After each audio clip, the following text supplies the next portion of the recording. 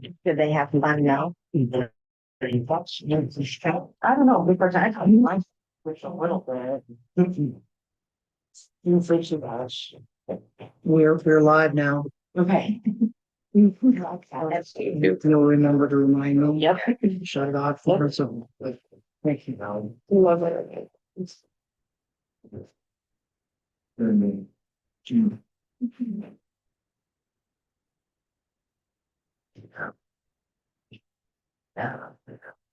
I could see that life is not. It's not you. All right, guys, it is 6 o'clock. We'll go ahead and call this meeting to order. May I have a motion declaring up the meeting? I make a motion to declare this open meeting. Oh, second. Motion by Bobby, second by Julia. Sorry, we keep talking right at the same time. We'll go ahead and vote. Hannah, Yes. Bobby, Yes. Hope, Yes. Julia, Yes. Mark is absent. Jason, yes, we are in open. We welcome our visitors to the meeting tonight. As per the law, the Board of Education does adhere to the Open Meeting Act, and a copy of that act is posted to my right on the wall. This meeting has been properly advertised according to school policy and the Nebraska Open Meeting Act. We'll go ahead and review our consent agenda. I will make the motion to approve the consent agenda. Second. Motion by Hope, second by Hannah. Hope, do you have any questions or comments on I this? do not. Hannah? No. Any other board members have anything else? Any questions or anything? We'll move right along and vote then with Bobby, Yes. Hope, Yes. Julia, Yes. Mark is absent, Jason, yes, Hannah, Yes. motion carried unanimously. All right, we'll open up the floor for public comment for both our regular public comment and our public hearing for our tax request 2025-2026.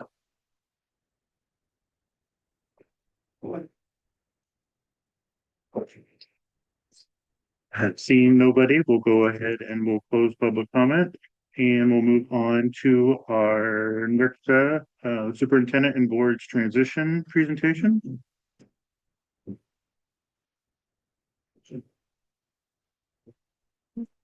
Closer. Get big with where.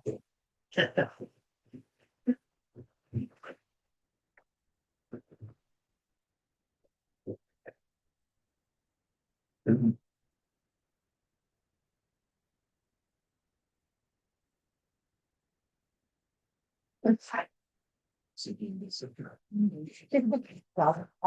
Yeah, good to see everybody. Looking this good. So, well, thank you for having that. And Todd and Jason, thank you for the communication in between and in order to get some things set up. So part of the NERCSA process and the NERCSA agreement is that in order to make sure that you're covered by the warranty, which has never needed to be used, by the way, in all these years, but the transition meeting is really critical part of the process. And so it gives us an opportunity to sit down with all of you and your superintendent and go through some of the processes, some of the key kinds of questions and things, expectations. You're well on your way because you've already had several board meetings already.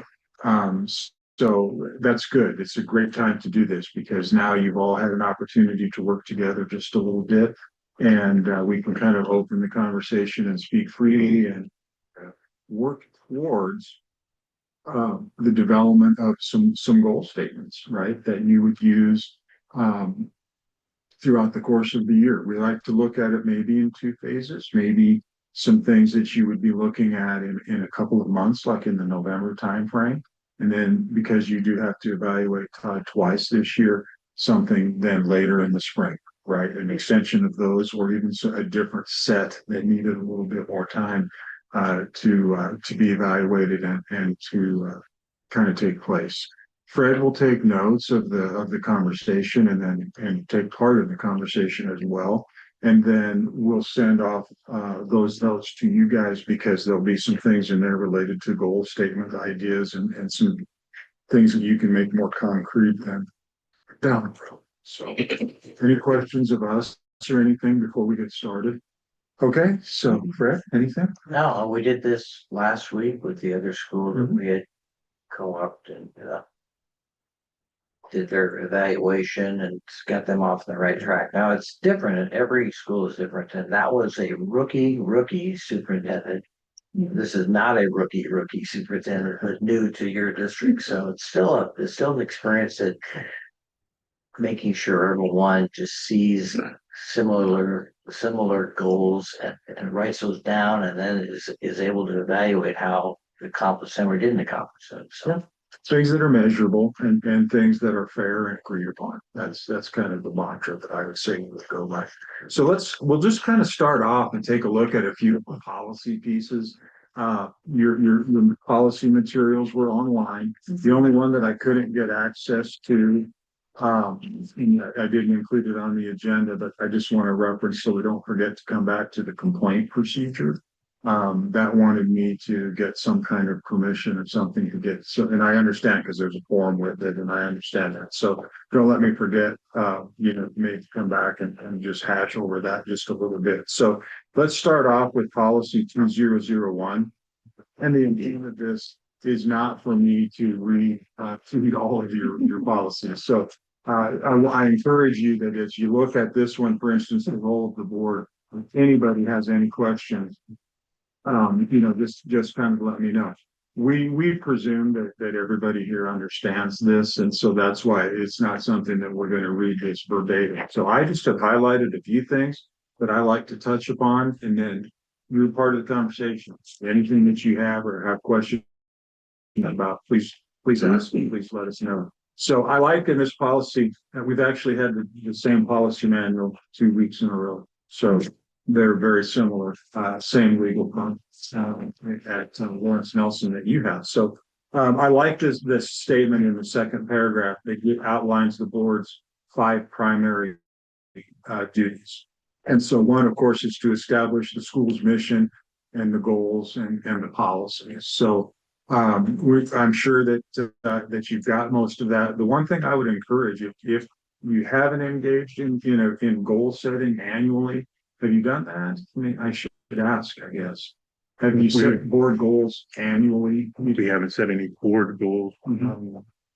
We've set our strategic plan for the school. When we're rolling that out, but I would encourage you to consider goals annually.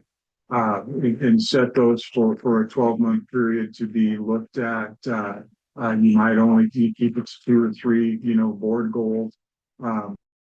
Make sure that you reference in your agenda and your agenda items when you touch upon those things that are critical, to the board this year. But I would encourage you to set some time for just a brief retreat to establish some goals for you as a board, throughout the year. So, one might be related to this intriguing memo 035 on this evaluation project, which you're piloting, as I understand it from the memo, right? Am I got that right? Are you piloting this with KSB?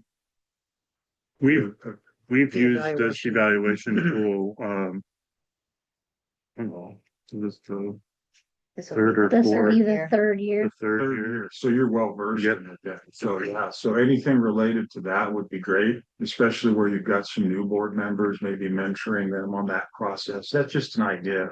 All kinds of things, for the board to take a look at and how you want to evaluate it yourselves. Okay. If you don't have a board self-evaluation instrument that you would culminate at the end of the year, I encourage you to make that one of your goals, to find an agreed upon Board of Education self-evaluation tool that you can use, score at the end based on your goals, and do that as annually as well. It's always a good exercise, I think, for the board to engage in that. Do you recommend that in May or June, or when do you recommend the We evaluation? always did ours in January. Okay. Because of the transition potential for board. That was what was on our calendar. And then we would establish new goals later that month as well at a board retreat. Yeah, thank you. Yeah, absolutely. Good question. Okay, number 2, establish and maintain school facilities. And I know that was a topic, right, when we were going through with what was important to you as a board with, with the next hire. And Todd brings a wealth of experience with regard to facilities and some of those things and issues that you were facing. So you guys have great facilities, but along with that goes, a lot of maintenance. So in terms of your maintenance, I'm sure because you've already engaged in some projects and some things, you've probably already talked with engineers. You probably have a scorecard of things that break down your components, right? Do you have that as where you said, listen, these things are deferred maintenance, these things are long ways from now, and these are now, right? So an engineer, if you probably had those conversations, if not, I encourage you to do that. And ask for a scorecard, right? And then from that, you can develop long and short-term maintenance plans. And I just remember that being important to you guys, everything from your track and the surface and all of the great things that you have that also have to be maintained.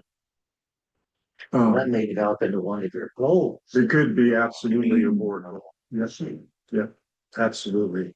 With regard to the projects that you referenced in the past, have you, other than bidding those, but have you engaged with an engineer? Have you had a civil engineer on site, an architect, or, those people did they start that for you as a board, that what is deferred and what potential costs might be, long-term, short-term?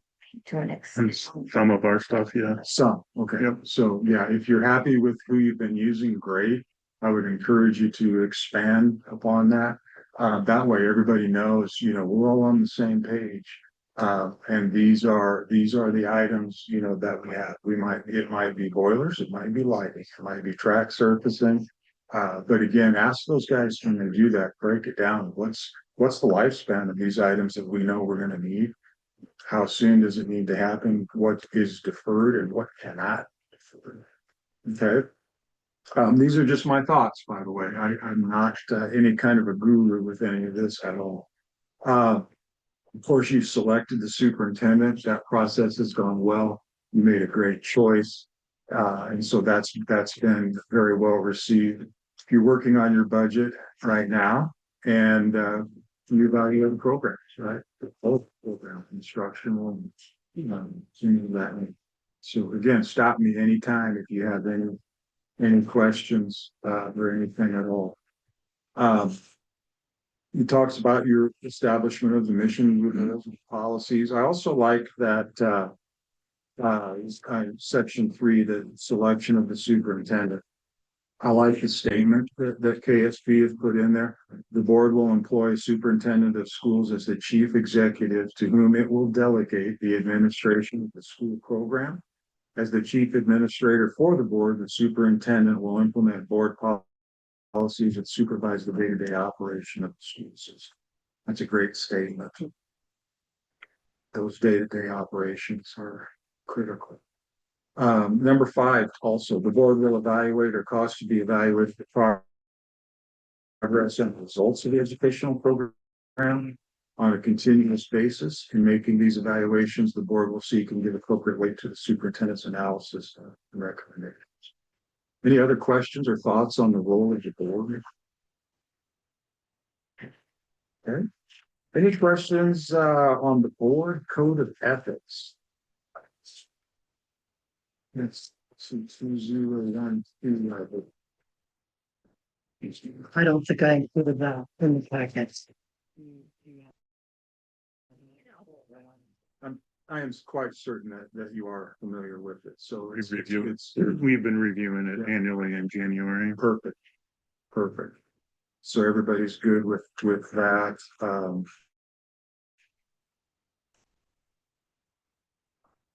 Okay.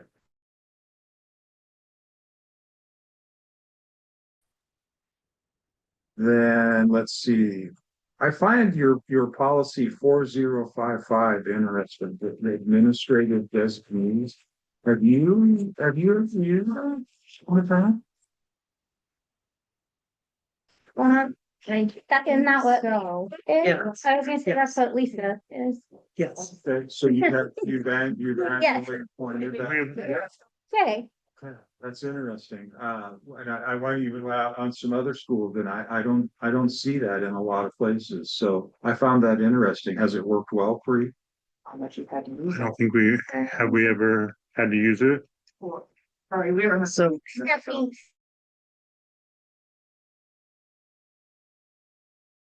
For 5 times, I would have to say, but we utilized it. Yeah. That's good though. It's good to have that in place and everybody else. Yeah, that was interesting. I found that be very interesting. Okay.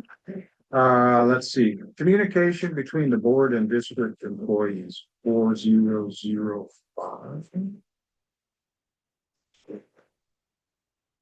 And there's just one statement in the second sentence that I think is really pertinent. Regarding employment-related issues, employees must follow the applicable board policies and or contractual procedures regarding administrative chain of command, complaints, grievances, and other applicable processes. And so I know that I could not get to the complaint policy, but I am assuming that it's pretty standard in that it says basically this in a nutshell, right?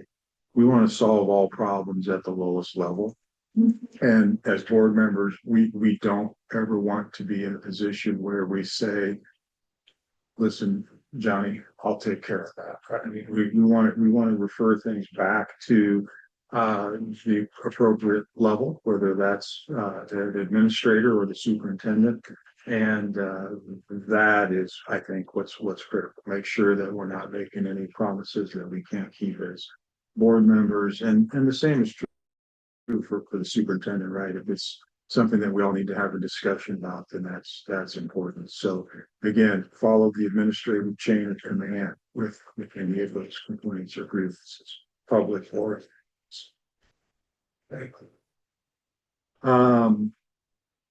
role of the superintendent, 4025.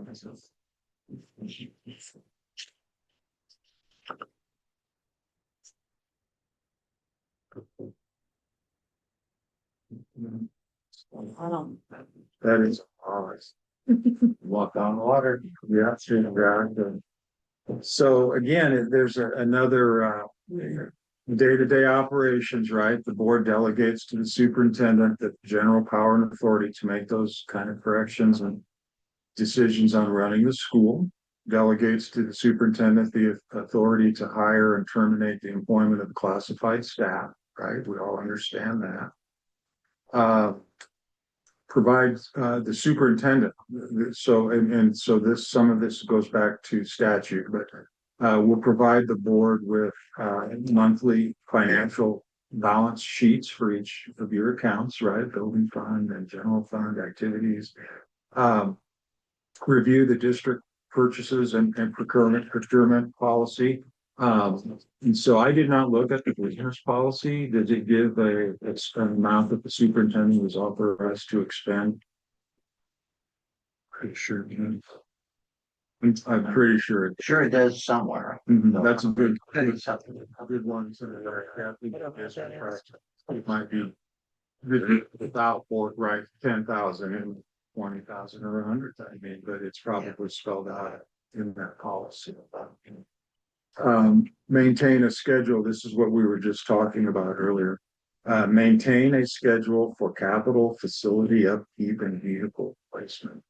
So that's the thing that's near and dear to everyone's heart here is facility maintenance and upkeep, and not just because it does need to be done, but because of the potential for expenditures related to that. So that is the schedule I'm talking about as well, and breaking those things down into categories of need and timing.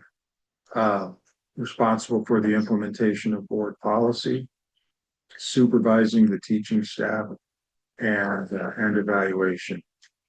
Are you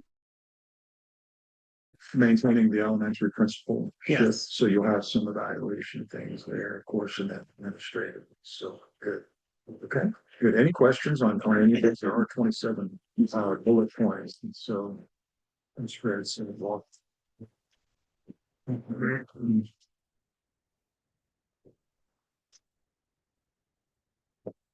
you're well versed in your memorandum with relation to the evaluation. Have you had a chance, Todd, to look at that and kind of get your arms around what that looks like? The superintendent evaluation, I've seen it, Okay, but I haven't looked at it in depth. okay, good. Are you comfortable with what you've seen at this point? Everything looks fine, good. Okay.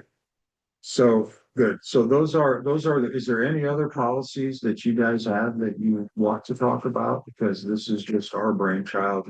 Is there anything else that you've had, would like to discuss at all? Policy wise. Feel okay? Maybe going through the exercise and referral. Right. Things you might have questions. Absolutely. Make sure you ask if you have a question. Well, let's take a look at that NCSA board and superintendent operating protocol.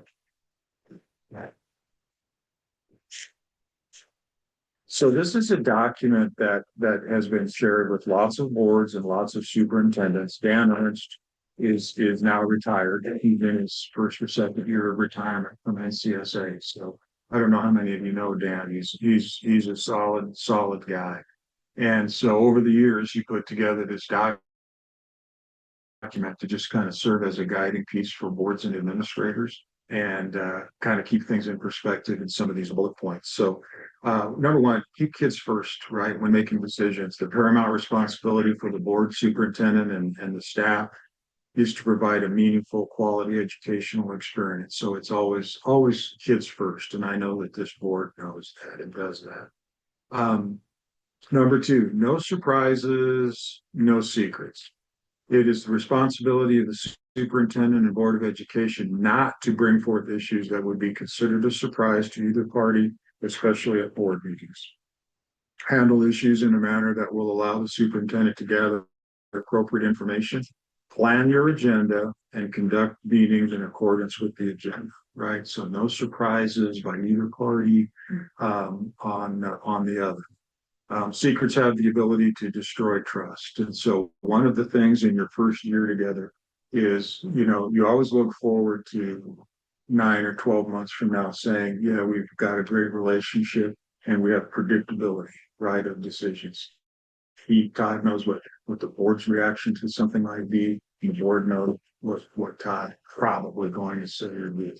So developing predictability is a really good place to be, and it's a comfortable place to be. And secrets, like we said, they have the opportunity to destroy that. And again, you're a veteran. I know last week I made the comment to a new superintendent. I said it was always my policy. If I had questions between board meetings from one board member, everybody needed to know, my board always knew, I'm going to answer the question and I'm going to hit blind carbon copy. I'm going to email my entire board. This is what the question was, and this is the answer.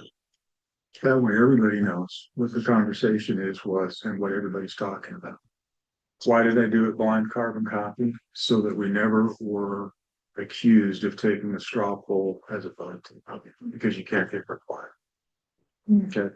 So I always said, don't be offended when you see that. I have nothing to hide, but I don't want us to engage in conversation just by hitting reply. Not good practice to engage in.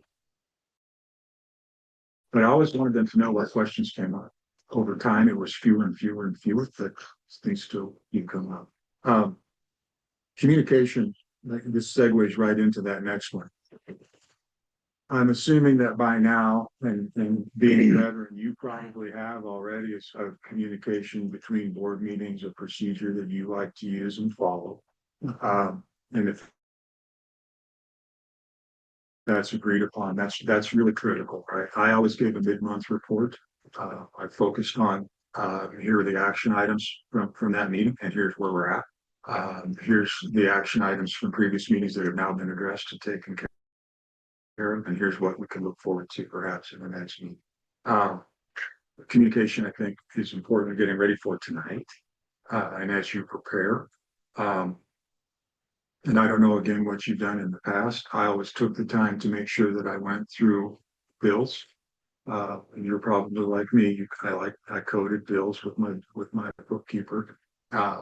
And then I always send an explanation sheet out with the board packet for any non-recurring bill, right? Here's $2,000. We don't normally have this bill. This is what it is. Uh, uh, if it wasn't explained, it's because it's the same thing every month, the light bill, the electric bill, the gas bill. So, but those communication pieces and whatever you decide and agree upon, I think it's critical. Be timely, open and honest. I like that statement.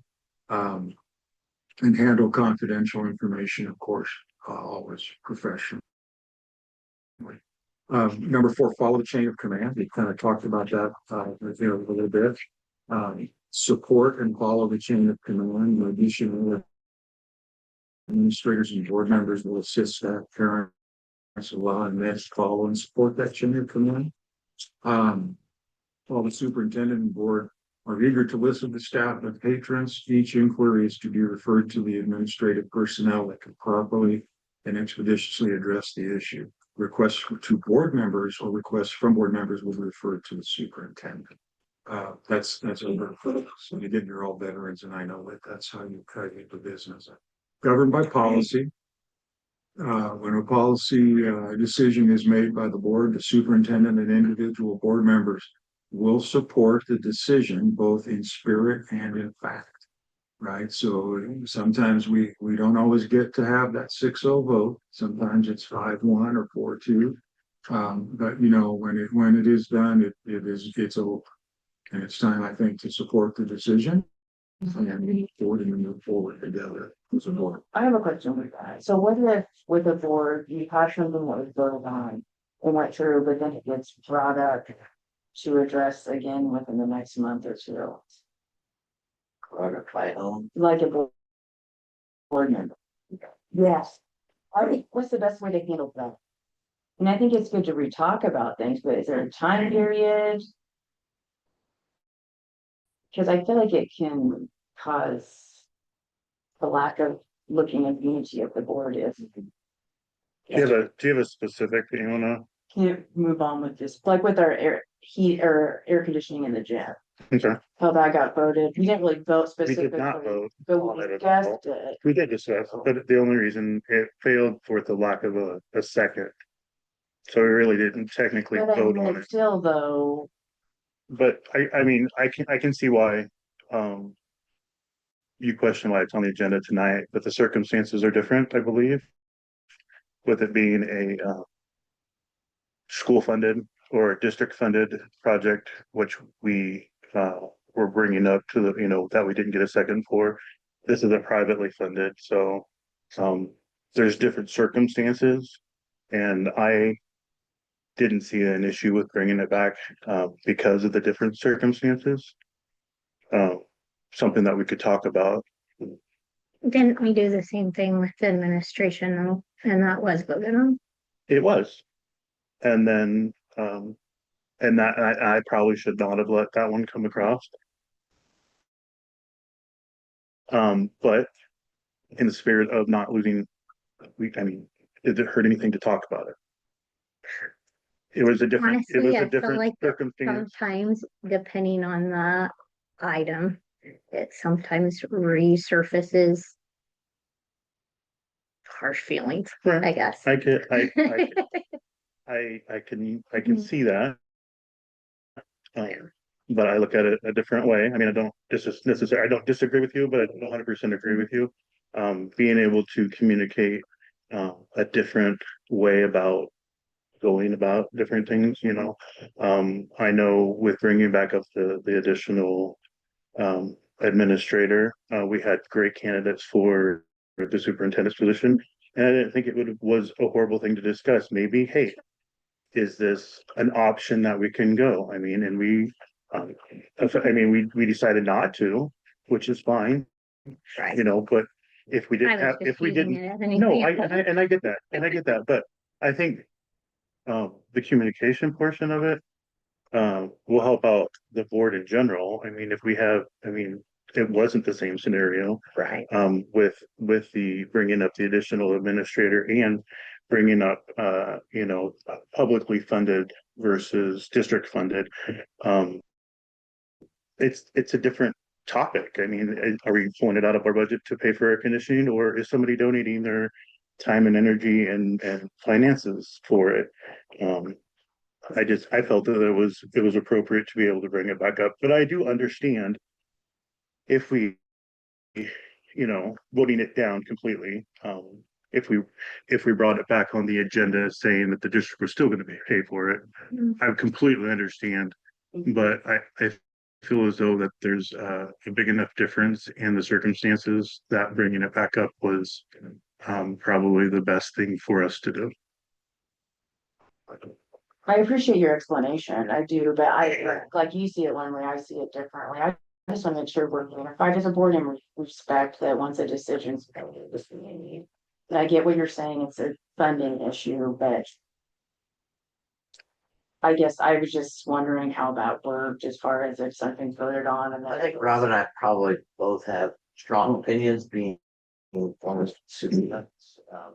And we don't have all the facts about how this transpired with you, so we're just gonna make comments about how we would handle things. I think what Rob said already was, once a decision is made, we've been on I encourage you to look at this and maybe try to pass this, and it doesn't pass, and you're, as a superintendent, you go,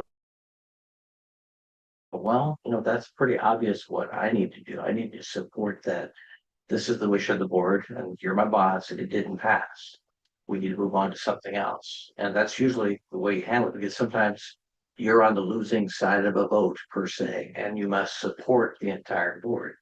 To bring something up that's just been defeated would not be a very good thing. If it's the same thing we just talked about and had presentations on and heard expertise on and said it's not the right timing for this, and then to bring it up right away probably wouldn't be. You should have at least a buffer of some months or a plan on why we're going to bring it up again. So I don't know, how would you? So I would agree. Again, I don't know everything that you all know. So it sounds like it's related to air conditioning the gym. And that got voted down or It failed for a lack of a second. and was it on that specific item? Air conditioning the gym failed for lack of a second. So that is, in essence, that's a no, right? I mean, that's how I would interpret it. That's how I've always understood it. Say that is a no. So do you have a building and grounds committee? We do. So one of the things that you could do, if you wanted to say, listen, we want to explore a path, right? The first question is there seriously a donor that would do that? That if I were asking, if I were investigating, that's what I would say. Is there a serious, because as a school official or as a board member, if there isn't or a couple of serious guys with the checkbook, I don't want to be panhandling to do this with brownie sales and things like that, because you're probably talking $500,000, right?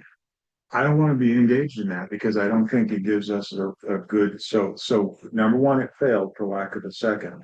However, if there is interest, can the building and might look like in 3 months and say we have a path or we don't have a path, because we've agreed the parameters were it has to be a significant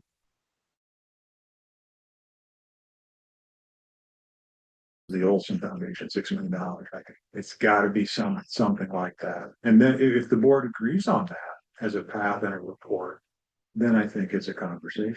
If the board still says we don't think we have that, then you're back to a Yogi Berraism, right? We're milking a dead horse because we already said we're not going to do that. So, does that answer your question a little bit? Yeah, a lot better. Helpful? Okay, good. Yep, very good. Okay, so governed by policy, plan for continuous school improvement.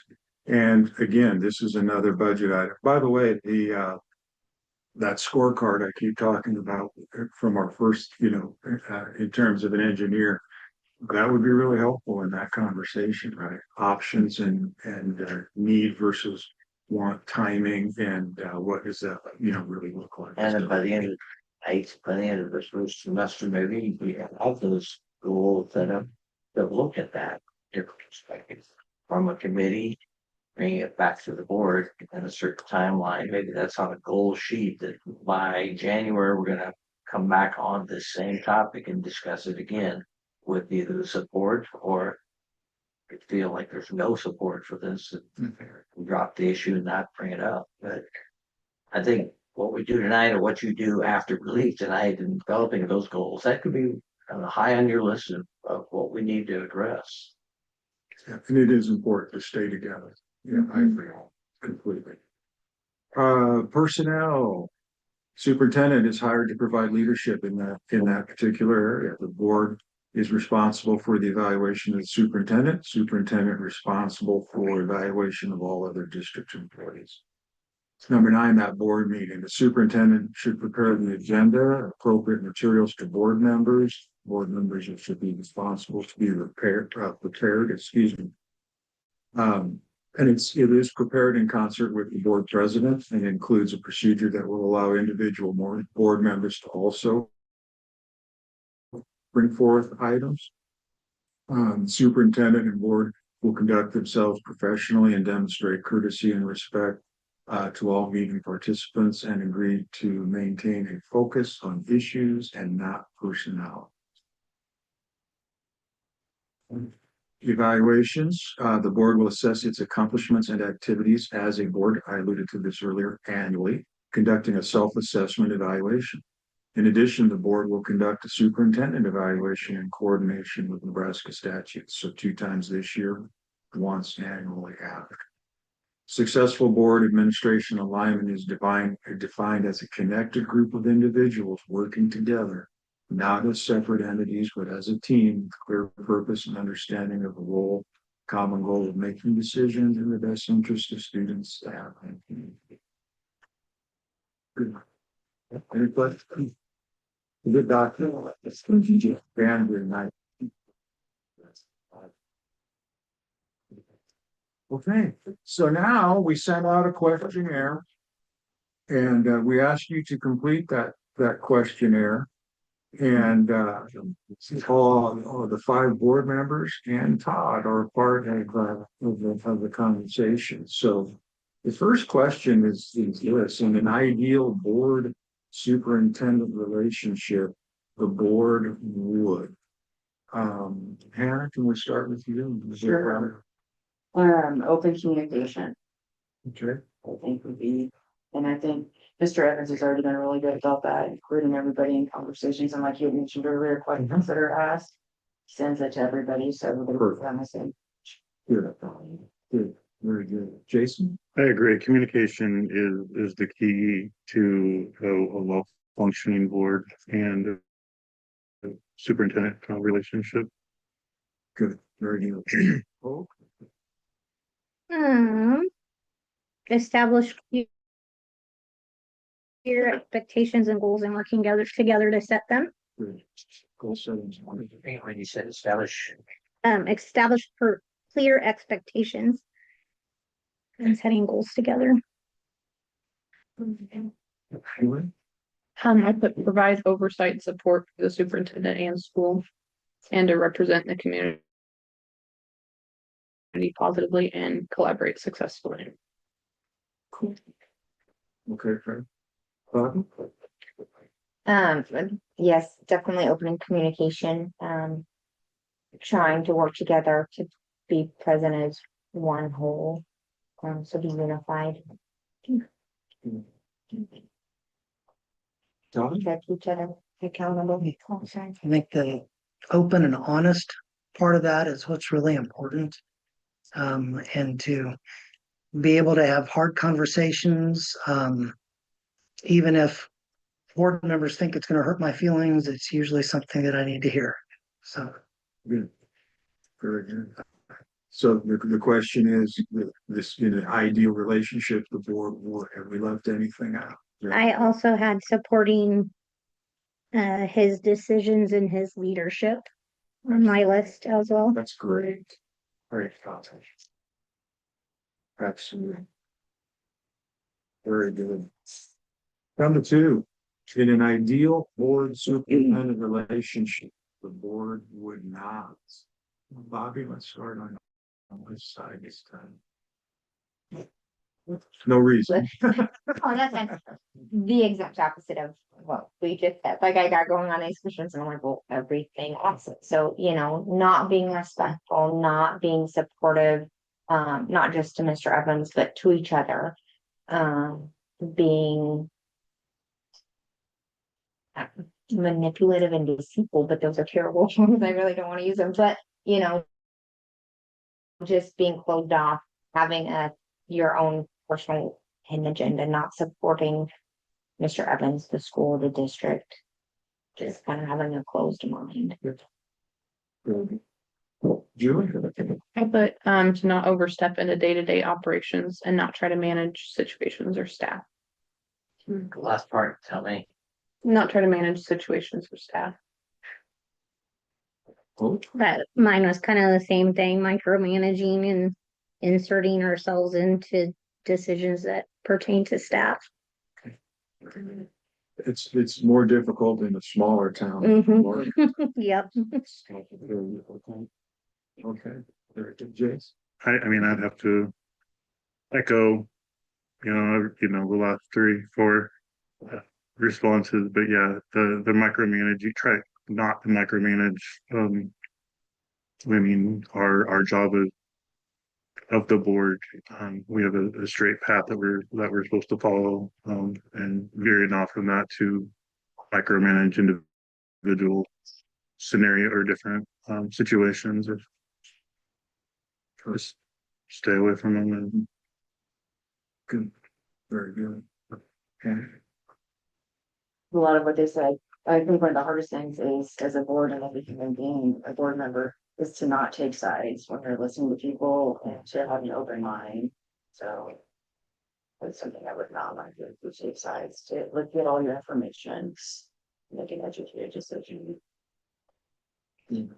very sorry, that's very good. Have the information before you make your decision, and not make a rush. Yeah, will not having the information running. Sorry. No, that's good. It's easier to think about how you could destroy a climate than those things you can do to support a climate. And there's a lot of things that you could do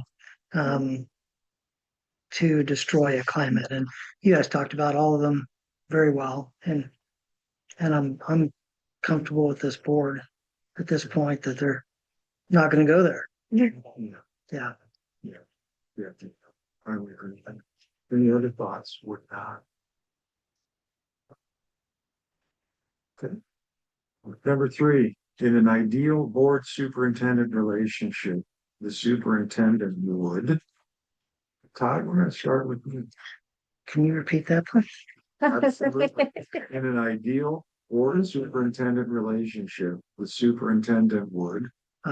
Keep the board informed of information that is possible, something that's different here than what I'm used to. I'm used to sharing lots of information about personnel with the board in Kansas. That was routine practice, and in Nebraska, we're warned not to do that because the board is the hearing officer, and so that's a little bit of a different situation here. But most of it is about keeping the board informed, trying to get information to the board from my position before they get asked about it on the street or in the grocery store or something like that, so that they have more information, so that they know what's going on and they've got an idea of the big picture, hopefully.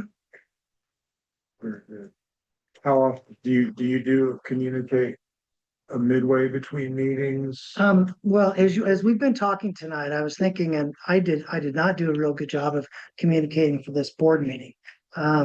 Sunday, I thought I did not do a report about the agenda to share with the board my thoughts on the specific agenda items. So usually try to do at least an end of the week report to the board, and I should get more detailed. I know the first 1 or 2 that I sent out, I received notes of appreciation from board members, appreciate that kind of detail. We like to know what you're doing. And that's kind of gone by the wayside here. And so I've been reflecting that that's something that I need to come back to and not let it go by the wayside. I think some though too might be that we realize you're busy and you probably don't want to be reading every little email that you send out. You know. Yeah. The Getting communication has been everything. great. Yeah, I appreciate the. It's been great. Absolutely. Yeah, Mhm. Great, that's good, perfect. I think you're more critical of yourself. Yes. Goes with the territory, right? So we're back to this, the superintendent would. Hope, what do you think? Build trust with the board, staff, students, and community members. Julie? My first big one was communicate with board and staff. Open and honest communication, be present for the staff, the students. Yeah, be visible for them and support them. Very good. Cass? One that hasn't been said, I guess, would be consider all information and encourage opinions. Which I think he has. Jason? We don't have any answers. Everybody, you know, pretty well hit the hammer or hit the nail on the head. Communication, I don't think we can hammer that down anymore. Communication is very important I mean, in all aspects of our lives, period. Open and honest communication will go further than shutting down and not listening. I mean, I know we don't have to agree on everything. And not even that, it wouldn't really be a perfect world if we did, because we wouldn't have any diversity amongst us, but being able to listen to the differences between, you know, to everybody and you know, just being able to communicate like adults should communicate versus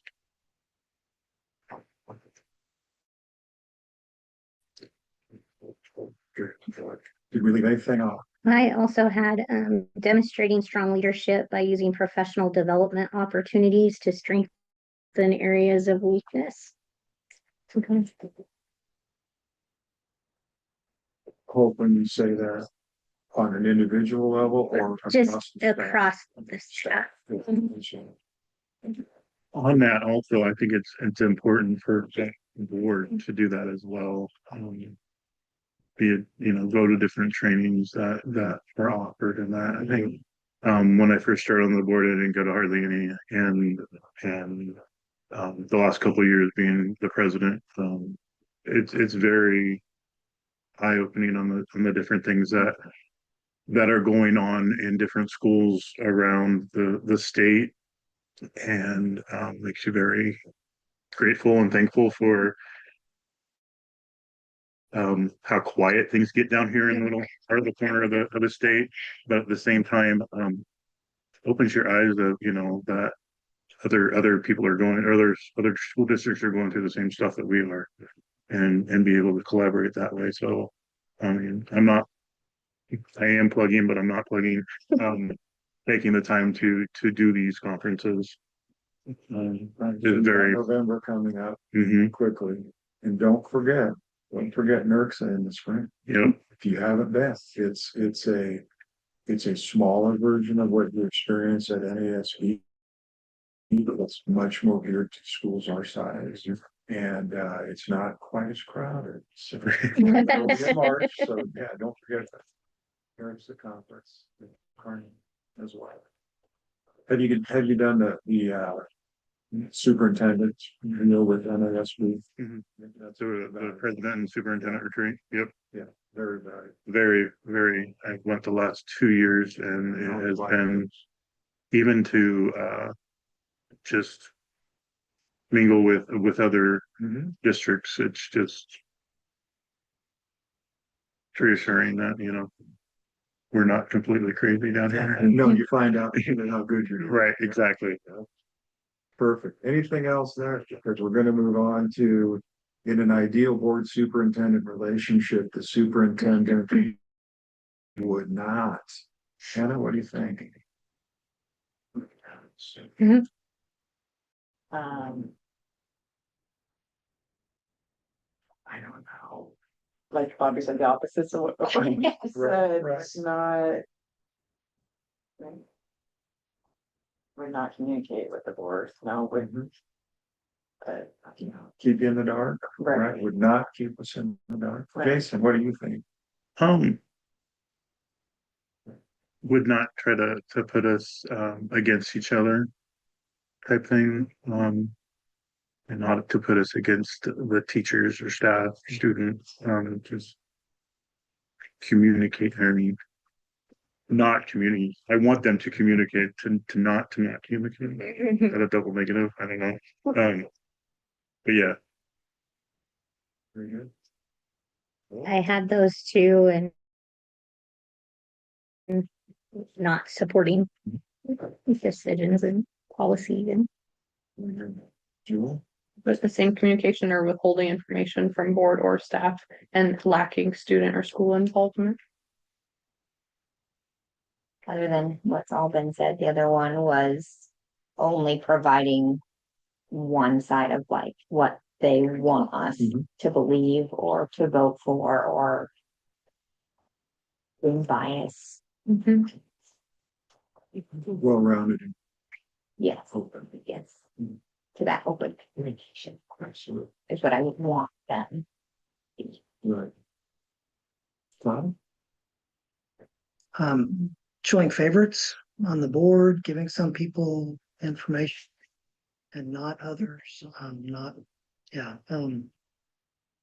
undermining the authority or well, the respect that the board has by the community. Any other thoughts? We covered that really well. So looking at goal development then and the statements that we, it puts a lot of ideas and kind of focuses some things in our minds for this question, which is what are the key issues for this, that this superintendent should focus his time and energy on in this first year of employment? What would be the key issues? Jason? building relationships with staff, students, the board, community members, it's getting out there, being present.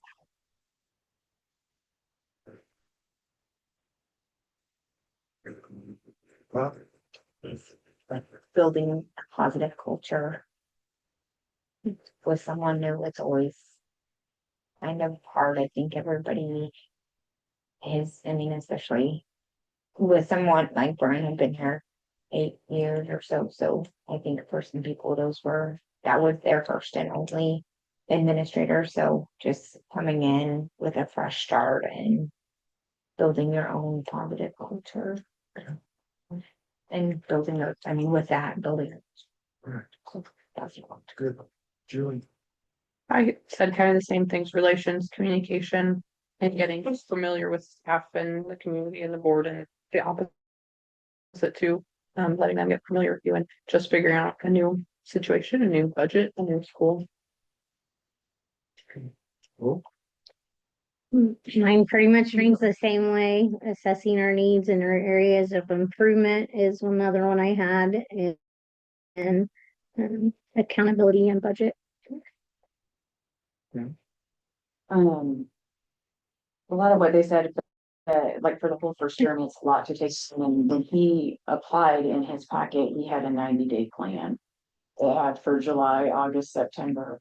And I liked that because, I mean, as a superintendent taking on a big role like this, you would have to have things itemized out because you can't do everything all at once. So I appreciate that he's trying to individually get things done as he can and make the list. very good. Any other key issues that we've left out? We're gonna come back to these. Sorry, anything that you would have? So, you're probably more familiar with some of the research on, a transition of a superintendent with a school district, I'm guessing that there's a dip. So as you're progressing, you're moving forward, you're getting better.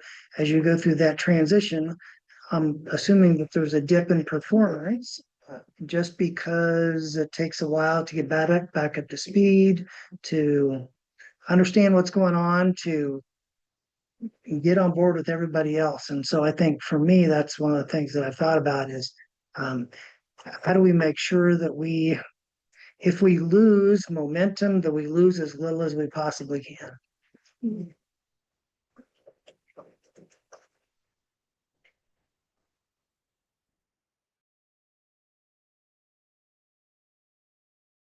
And maybe it'll happen, maybe it won't, but you just having that, okay, we can't, if this is a honeymoon phase, like we might have a little bit of a lull and, how do we rebuild that? How do we keep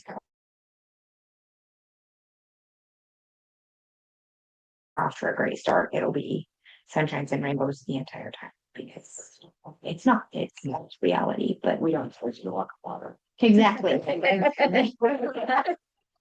But I appreciate the reality that you're in, and I think kind of keeps us all in that same reality of, we need to be here to support you and to support each other throughout that. Thank you. So moving towards predictability in your relationship helps that.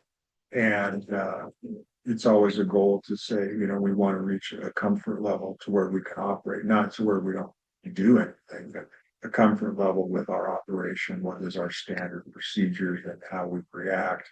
And also what we're getting into next, I think you're exactly on. We have to stay focused on policy and on some specific goals that you set as a board for the first year, not personality issues, but stay focused on policy and the mission and a set of 2 or 3 goals that are measurable. Okay, so that's really the key part with that. So that brings us into that question. So for each of the issues, I think my question is going to be, what are the top 2 or 3, right? Because I think we all could agree we can hone this down quickly. What are the top 2 or 3 that you would say we want to define success and what is acceptable in this first year?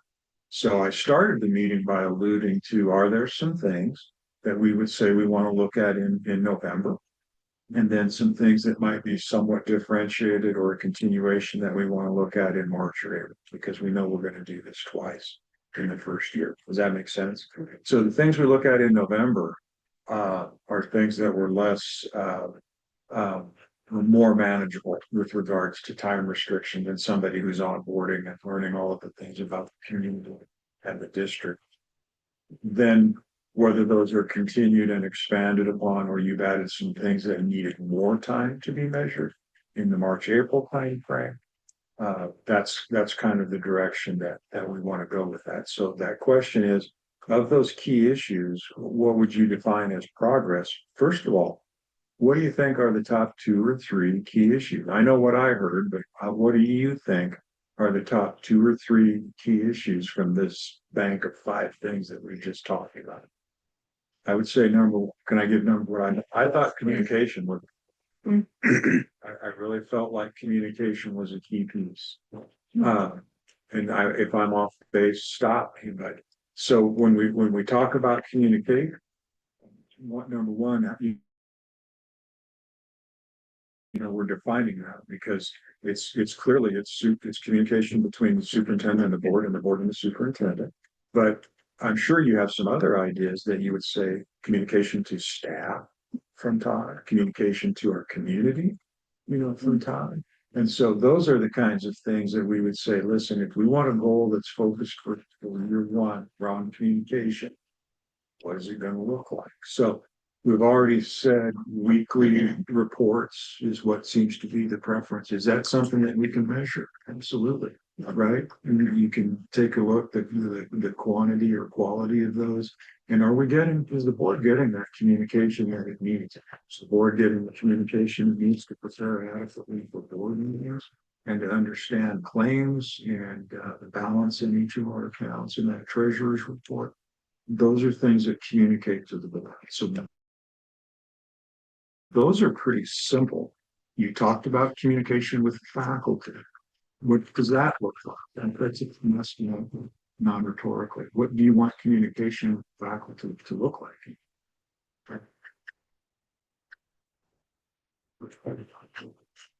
I think that one's gonna be a little bit harder to measure as far as our aspect goes, because we're not CC'd in every email he has, or every, you know, we know that they have professional development days and that type of stuff. Okay. Mhm. I had increased teacher morale and positive feedback. Just, As of under communication. yeah, So things that would increase, you know, teaching morale. What are your thoughts, after, as a, for instance, after board meetings?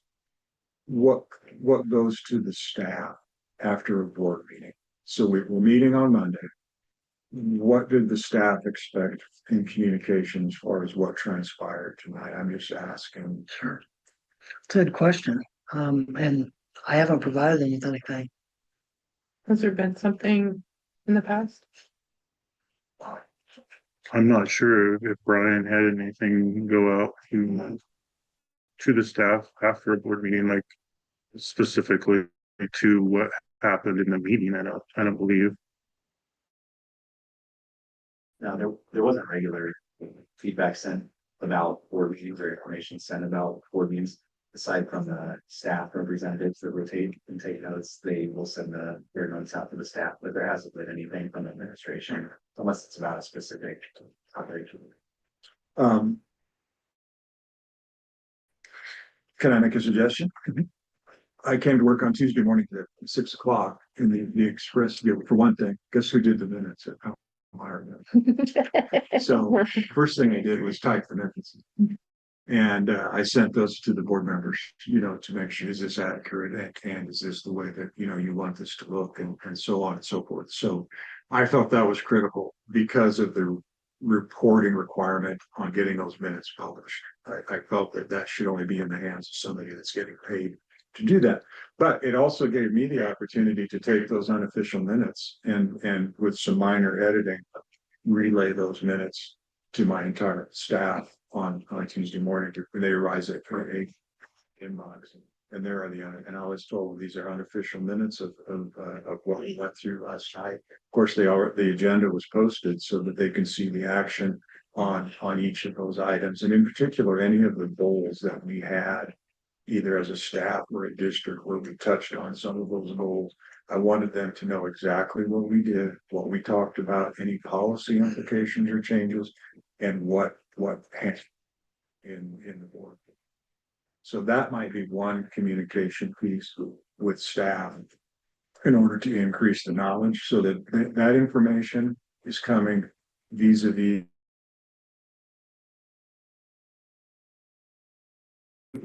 last night. So that's one thought that I would offer. It builds trust, it builds transparency, and it builds relationship and a shared mission from the board to the staff. One idea. Fred, any other ideas? I would just say, in looking at what you listed for possible areas,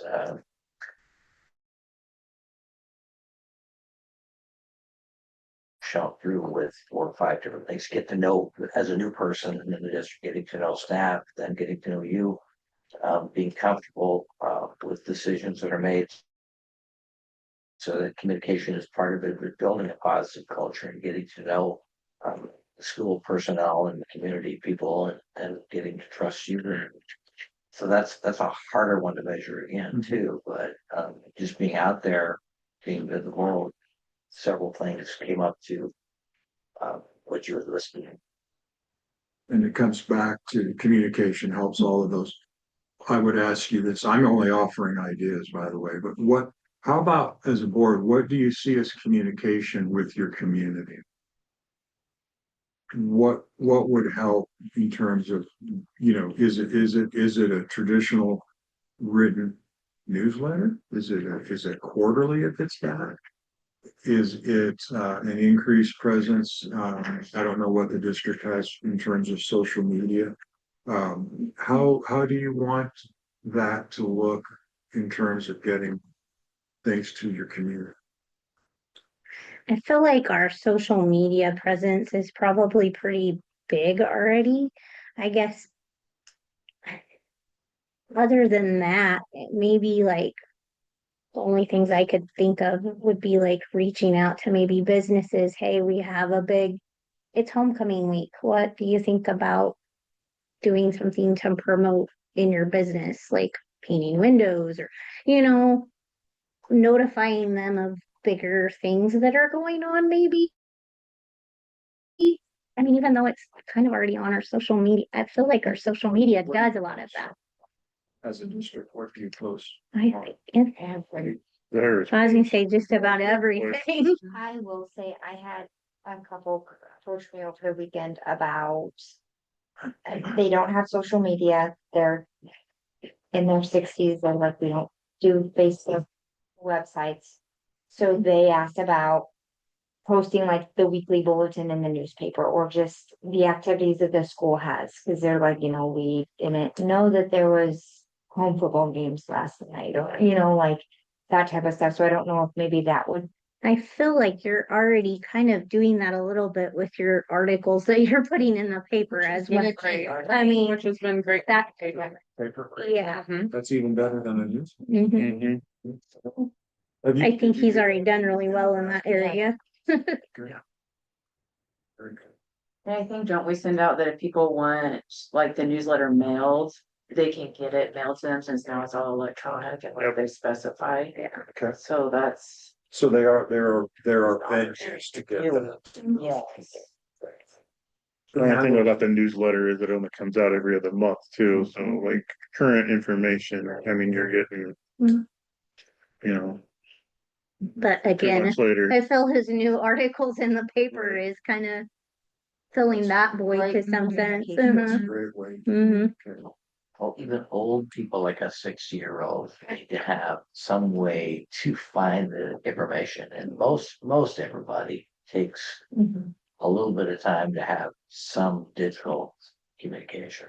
I mean, there are very few people anymore. My 92-year-old mother is on Facebook and looking at things all the time. You should Yeah, get, everything. without the accounts that come to the city website would be a good, if they were able to Do get we, on there. I don't know. do we still do does our media class still do the little printouts that they can carry in their wallets of all the activities? For calendars, Yeah, we haven't. I was gonna say, I know when the boys were younger, they used to have where you could, yeah, fold them and put them, I didn't know if we still did that or not. Well, providing a link to a place is pretty easy. Or here's a link to what we want you to know about the upcoming activities or the decision the board has made. So I think it's pretty easy to make that a digital link. Well, we've got good ideas for communication with board, staff, and community. And so communication would be something. What were your other thoughts if you had to condense this down into another area that you would like to measure? So we did communication. What else would you like to see? You talked about relationships, culture, and visibility. Anything that you would like to see in the next 90 days or 120 days? I guess my thing would be, how's the staff and the superintendent getting along? Like something so the staff knows that they're valued and their input, like maybe what's going well, what could we work on better together. I don't know if that would be something to evaluate in November. So Same thing. So, some type of way for the staff to put in their info about relationships and how things are going.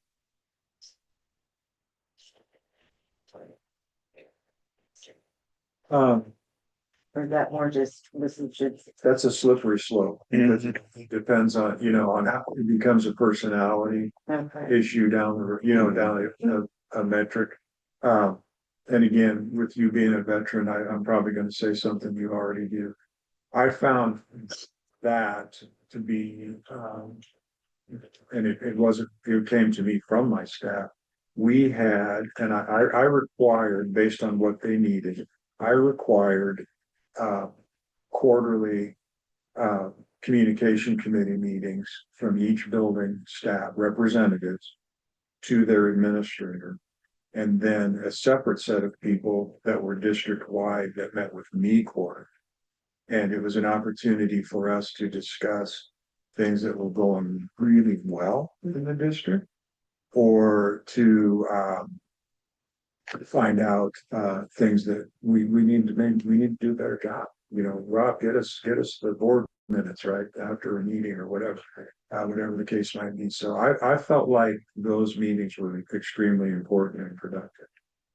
So establishing communication committees would be one way, to address that, but it would be more focused on actual mission, right? How are we doing with curriculum? How are we doing with delivery?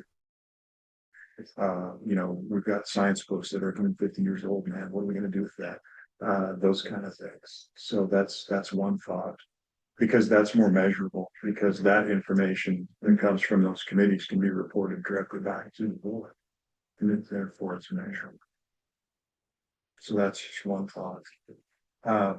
Visibility will take care of itself at contests and things that you've already mentioned in the community. And I think culture falls into that category as well. I guess given looking a little farther into March, given what I recall our conversation regarding facilities, and then again, we touched on a little bit of some facilities things tonight. Would you want to put some type of a timeline to a goal with relationship to a facilities and maintenance report, a plan? Where are we at with these specific items, HVAC, building code items, right? Do we engage a third party to bring us farther down the road, in terms of what that's going to look like?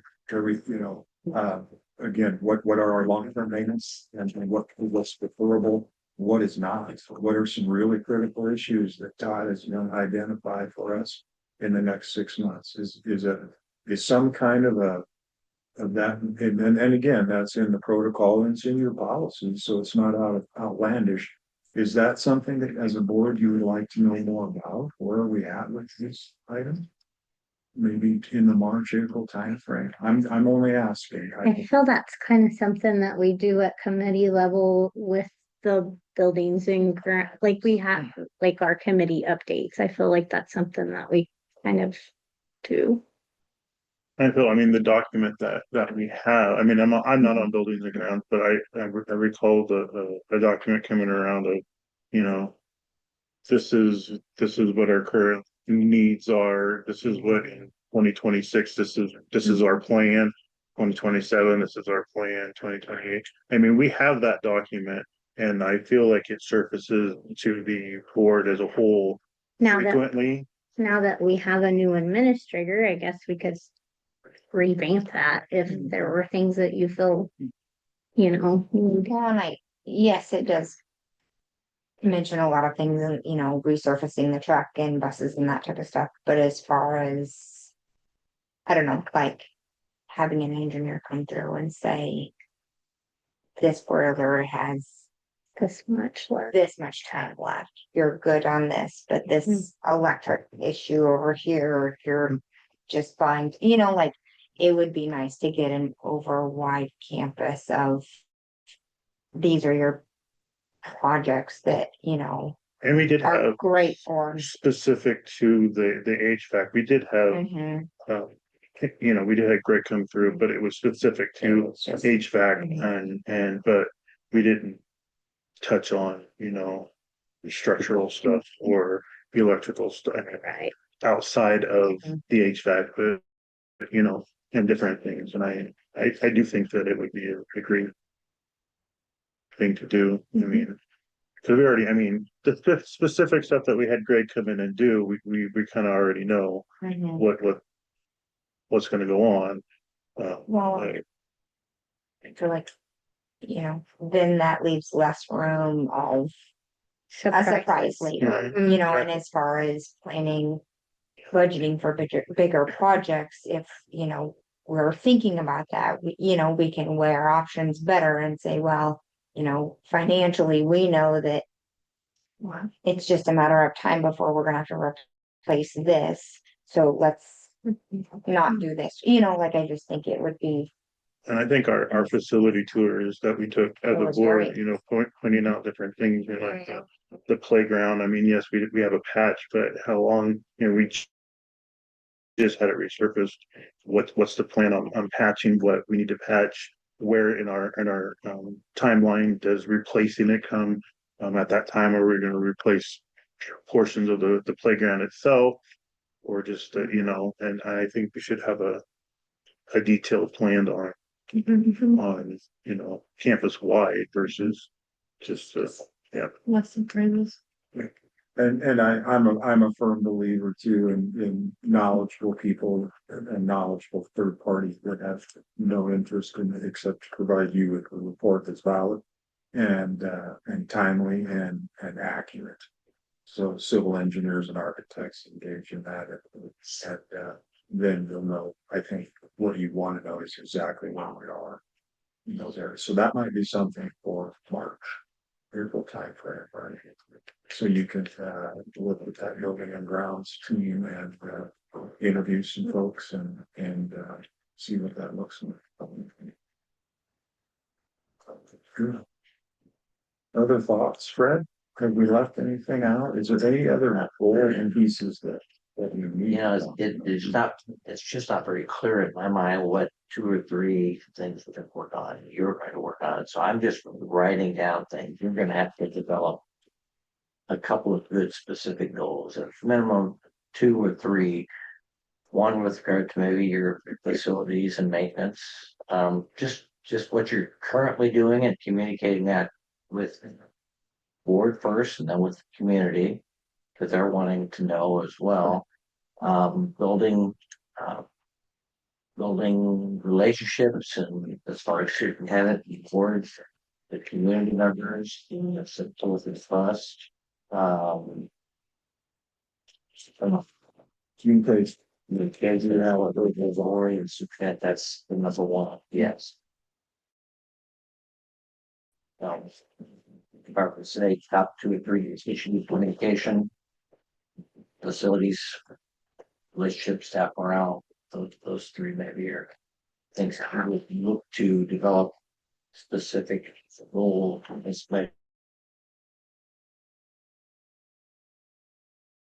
Well, yes, we can communicate with certain things, but the other ones might be a little bit more difficult. Unless you get again, the facilities get that. What we need to work on, and that we're going to do this by first semester, this by second semester, this maybe 5 years down the road. Get that engineer or professional involved, because superintendents sometimes don't know, boards don't know, unless you hear it from some expert that does know. What have we left out, folks? We're just generally plotting out what the next 90 days and 120, 150 days looks like. So it sounds like you're off to a good start. Yeah. Something just a little bit more practical. I have not been making recommendations on the board agendas. I don't know if that's something that you recommend. I used to do that. I used to always, when the agenda went out, of course, this is a long time ago because things have changed, but I used to always say recommended action. That was always the last comment in that bullet. Okay. I did stop doing that based on some of the issues related to straw polls, the lawsuits at Beatrice. I don't know if you guys remember any, against the board. For basically alleged to be plotting to vote before the meeting and in particular with regard to personnel. So I stopped doing that. Yeah, I never did. I think I provided as much information as I possibly could, and the key that I heard you talking about is committees. I think a lot of that work has to be done in your committee. So the board feels comfortable with the recommendation coming from that, let's say, building the grounds committee and superintendent support. Sometimes, difficult boards, not that yours is difficult, but sometimes difficult boards, the recommendation comes out. Now, I'm not gonna go with his recommendation because we're having some difficulty with our current superintendent or whatever. So that's what you get into, when you make your recommendation sometimes, like, oh, I know why he wants this, so I know why the board wants this. Well, you've done the legwork as a committee. That's key, I think, to have those. And when I first started, I didn't really value that as much as what I should, but learned to as time went on. Yeah. Something I remember from the interviews, and this happened in at least two of the groups that I interviewed with. One of the questions was, how do you handle it when the board doesn't take your recommendation? And I heard that from like a couple of different committees, and when I left that day, I really thought about that. What's going on? So anyway, so I like the approach, I think, of uh using judgment to make a recommendation at some point when it seems important or when it seems different. But other than that, I think I give the board as much information as possible, and you guys make up your minds and you make a decision. I know that everybody in the room makes decisions based on good intentions. And so And sometimes it's easy without saying recommended action, the phrase pursuant to statute or in relation to board policy 200. Right. So you get the drift, but you're not actually making that. And the board that values the opinion as superintendent, what do you think about this? You should be asking sometimes that question. I want your opinion on this because I'm not as knowledgeable as you are. And that sometimes comes off incorrectly that, that person's a know-it-all, but superintendents do have some and got a wealth of experience here. So they're going to give some experience that you don't, especially on your board members. What do you think about this? Well, then give your opinion and get it based on the data you collected and the understanding what's best for kids in our district. Listening to the subject experts and Right. and the different, regardless of what the topic is, I don't know everything. You always bet what's best But, for your district. Yeah, We all do. Otherwise, you wouldn't have run for the board. So we value your opinion, but sometimes you gotta say, give me some more information so I can make a good decision based on what I hear. And so that's superintendent's responsibility, but a lot can be done in those committees, because the three people have thought about it, worked on it, and make a recommendation to the board based on what we've done as a committee. The bottom line is no surprises. The communication part is so crucial. And if once a board goes rogue and starts to make decisions not in the best interest of the district or not in the best interest of kids, then the superintendent should stop that as well. And that's a tough thing to do sometimes, especially a new superintendent. And be bold enough to say, I don't think that's the right thing for our district at this time, because there's all the information that I can share with you. So that trust has to be there.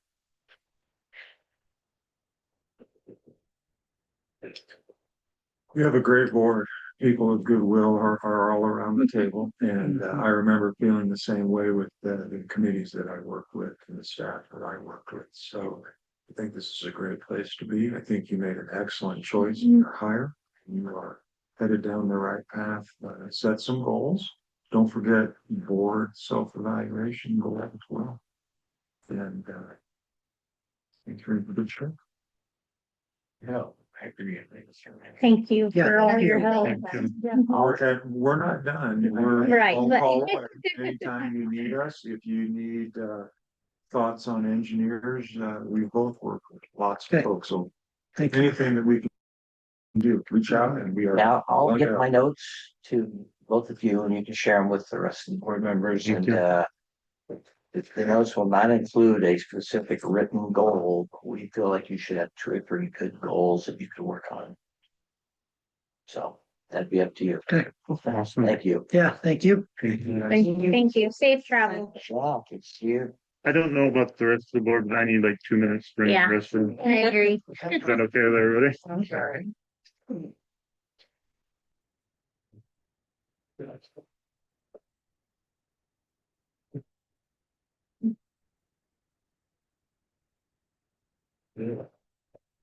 No, I think that makes sense. You know. So good to see this. That's, yes. You're the counselor. Yes, I am. When you came up in a Semtech meeting the other day, what a great job. Something, yep. I did get a chance to chime in, but That's all my work. yeah, yes. Did you get your value sheet? You know, the. Yes, yeah, good, okay. Definitely, I wanted to pass it on. Tomorrow, yeah, yeah. See you, buddy. See ya, thank you. Thank Bye. Take care. Yeah, absolutely. Busy week. If you do anything at all. Thank give me a call. Yeah, I probably will need, I'm interested in, especially having somebody evaluate for us. Yeah, I absolutely. think we're in really good shape, but there's two that You should, yeah. would like to know if that's something on the horizon. Yeah, I've got the winners. It's your business. I don't want. I guess so, right? Yeah. Yeah, we didn't know how to do it. Thank you. Yeah. Thanks. But where'd you think it? Always something. Anything I have. Appreciate it. I can help them while they were talking about, so.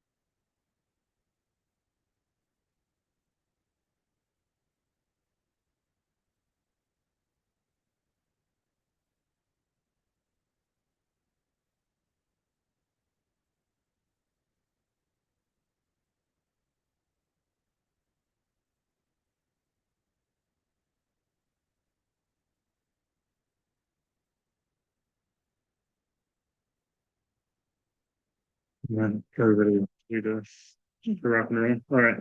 We'll go ahead on with our next agenda item, which is number 6, employment, but there. No, there's not, I would mention, Sam Spears, a paraprofessional who resigned, and we're really gonna miss her. So, we'll be looking at that position. Perfect, thank you. Moving on to our informational report, starting with our counselors report. Ms. Zleka.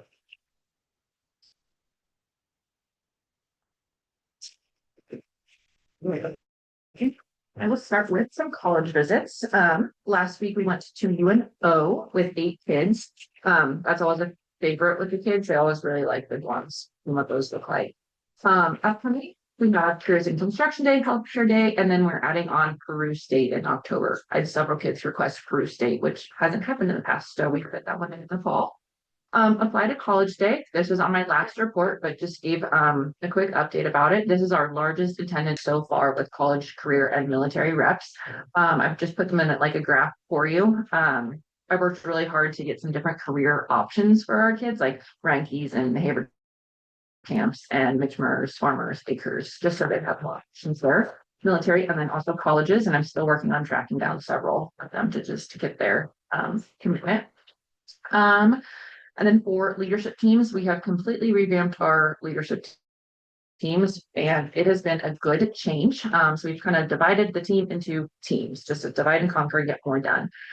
Junior high team, we have Pawnee Power, Tribe of Service, and Indian Impact.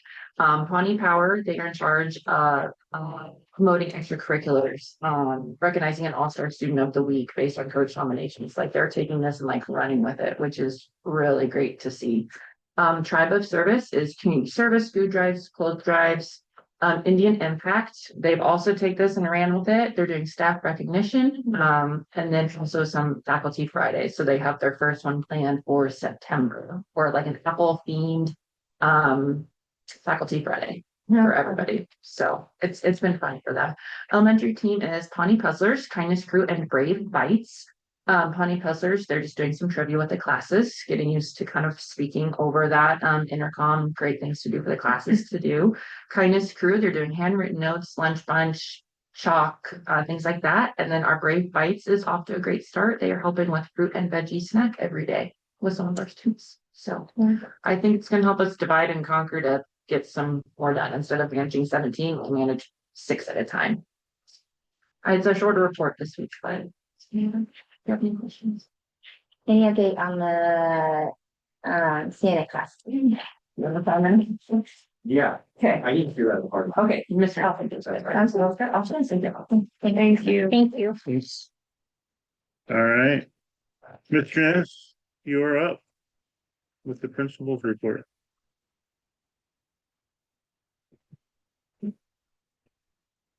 Okay, to start with, just enrollment update. We had some small changes. If you remember last month, the grade 6 through 12, we were at 135, we're at 132 now. A couple of those were students that we knew likely were on their way out. We just finally got the official records requests that we needed to make those updates. Fall testing we're doing tomorrow. It feels really early, but this is at that time of year. So we are doing it a little bit differently this year. Oftentimes in the past, we've tried to fit all the tests within 1 week so we can kind of isolate the disruption to 1 week. But we do think it's contributed to some of our scores being slightly lower than we'd like. So we're trying to follow really what best practices are, which basically don't start testing before 8, but don't wait too long after that. So they say every hour you wait past beginning at 8 a.m. there's a negative correlation with the student's achievement. So we're starting at 8:15. We're going to run a 2-hour late start schedule over there. So we'll still hit all of the classes. They'll just be shortened afterward. It's a little bit tricky. So people like Jody in the kitchen have to be really flexible, or like Scott or Angela and Laura, people that are district-wide employees that can change their schedules. So I appreciate the flexibility that everybody's shown. Just a quick note, ELA, IPGs, I know that's a lot of letters, but I was typing fast. So English Language Arts Instructional Practice Guides. It's a continued component of our English Language Arts Acceleration Project. And so we started this year with Tara Gossman coming from the ESU to guide us through these IPs. So basically our leadership team, which this time was Mr. Evans and I, along with Julie Pierce, we went in with Dr. Gossman and did our observations. We collect data that way. We had 2 others to contribute or to compare them with. I ran low on time today, otherwise I wanted to share the chart that we use.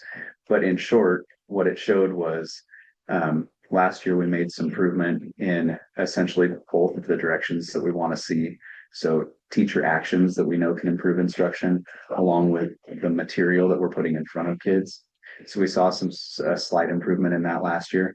And even over the summer now, the data from the end of the year compared to the data at the beginning of the year, which the big change there would be new staffing, I guess.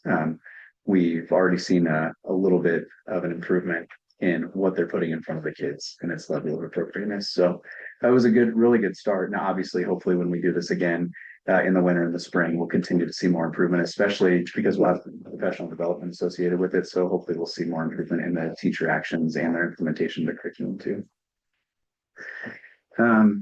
just a quick update on rooms. We're still, I would say, struggling seems like a strong term, but to get a real high level of buy-in from parents. So last time I checked, we were approaching 60% of parents who created an account.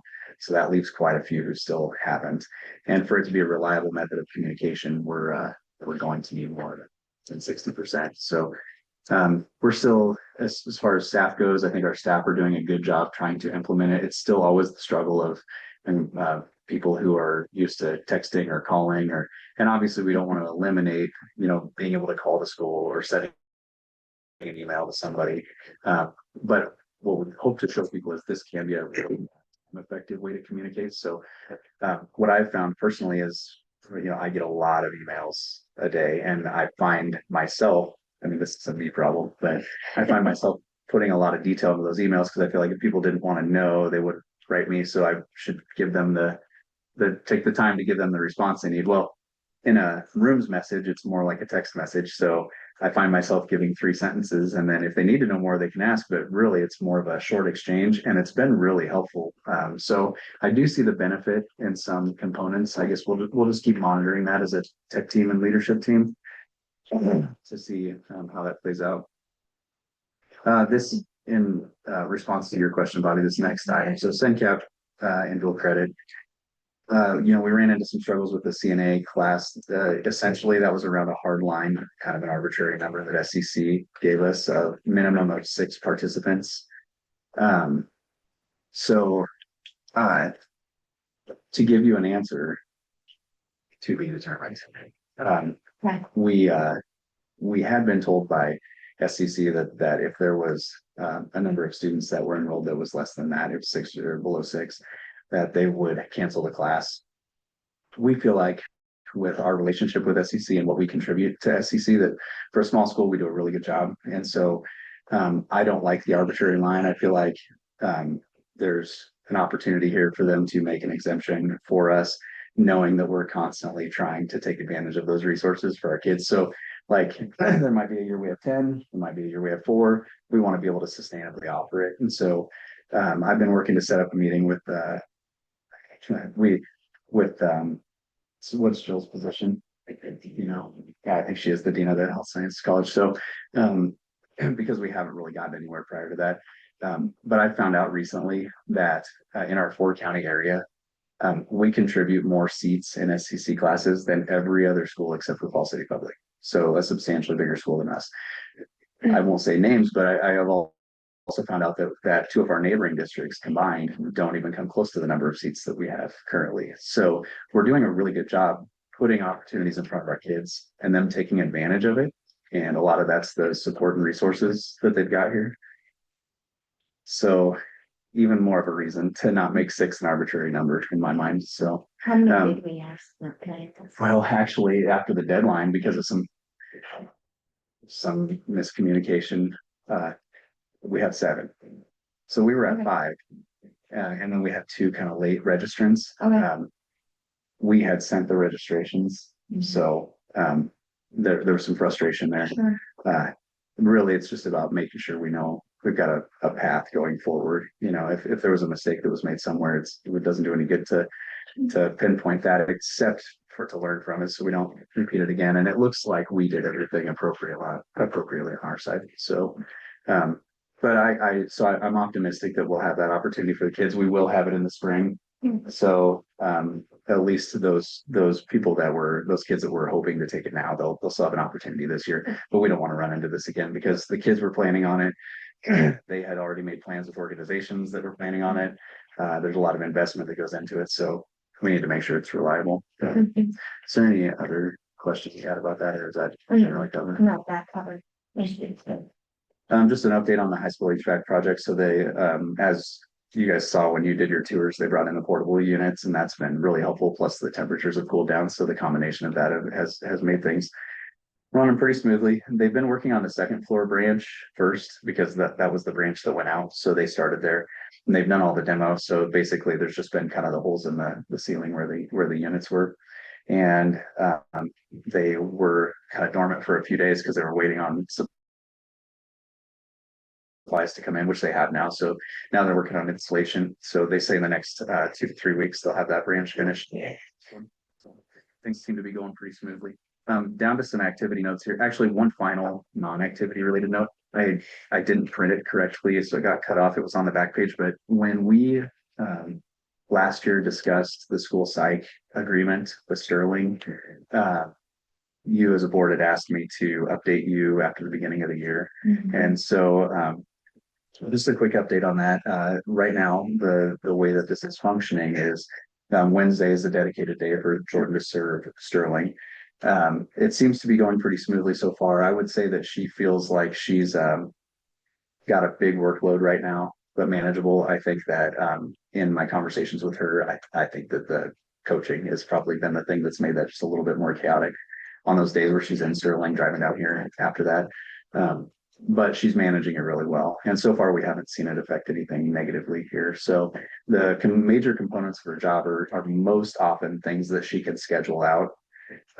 It's some of those extra things that we've asked her to take on, responding to students or working with students that are kind of on demand. But so far, we haven't seen her not be available when students have needed her, and in somewhat of a timely fashion. So far, I don't have anything negative to report about that. She seems to be doing okay with it, and seems to be working well for us. Really quick activity. So Mtg, we had a fall AD meeting. We have a light year this year in hosting outside of our responsibility. So we don't host any Mtg events this year. While it's nice to have them here, it's also kind of a nice break for some of us to not host those. Then Pioneer Conference, we've got our fall AD meeting. It's actually this week. It's Wednesday. So we already had the leadership summit. Mrs. Bleckett took NHS kids to that. That's really early every year, right at the beginning of the year. It's hosted at Peru, and every conference school is able to send a team of kids. And then for Pioneer Conference, the only other thing we're actually hosting this year for Pioneer Conference is junior high track on May 9th. Play production, we put in a bid to host districts because our district changed this year. We don't have wars in it. So we put in a bid and it got accepted and confirmed. So we're going to host district. This is Mr. Evans. This also doubles as me communicating that confirmation with you now. Because we were waiting on confirmation from the NSA, which they have now done. So December 3rd, starting at 9, we'll have districts here, which is really nice for our program to be able to have districts here in Pawnee. Is there a number to send to that? What's that? Is there like what district number or That's is a it? great question. Play production does a little bit differently. Yeah. I'm sure there's I don't think it was on there yet. I'm just curious of who else is in our Yeah, array.